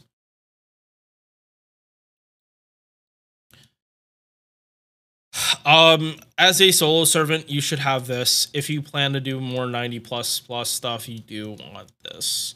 You want to have this so you can go from 50% to 100. It makes subbing her in for those 90 plus much better. I don't want to make a commit to it, but when she gets another rate up, I might go for MP2 just so I can get this and not have to bond her to what fucking bond.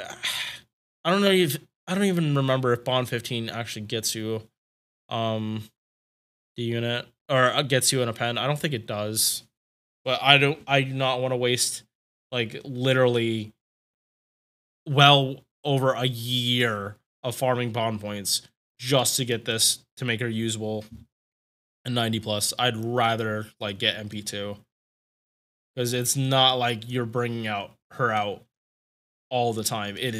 She is killing the Genji if you are bringing her for this. There are definitely other servants that can do this job better for just a plug in 50%.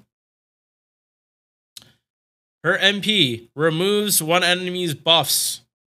All of them. Procs first. So only unremovable buffs save people.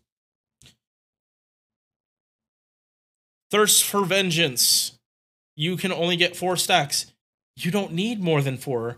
If your guts are managed to proc that much, holy shit. And most of the time, you're getting these stacks because you reduce cooldown and you double stack the guts. So that every time a guts proc, you were getting 2. More likely than not, that's how you're getting this. Good scaling.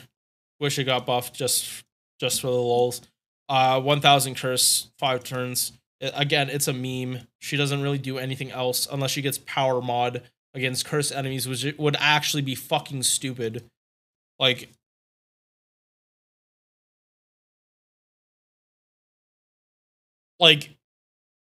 if they actually do that, I want what kind of shit they're smoking. Because giving her curse power mod is like really sounds like just so stupid for like how stupid her damage is. Like, if you fight someone with Genji and Thirst for Vengeance, she is the hardest hitting thing in the game. At MP1, she hits harder than most servants at MP5. Like 162,000. The only servant I know that comes close is Shisho when she has both her power mods.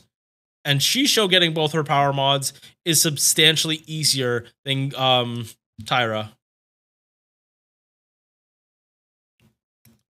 Yes. They are neck and neck when Shisho gets both of her power mods. I don't see them ever giving her power mod against Curse. And I don't see them ever making a Honey Lake version or a Curse version of Honey Lake for Taira. She is just... oof. Oh, and yeah, also, this is ×1 Vengeful Grudge, sorry. It's ×1. That's 25% extra damage. Like, she can still go higher. So she is the hardest hitting single target when she has both Genji and ×4.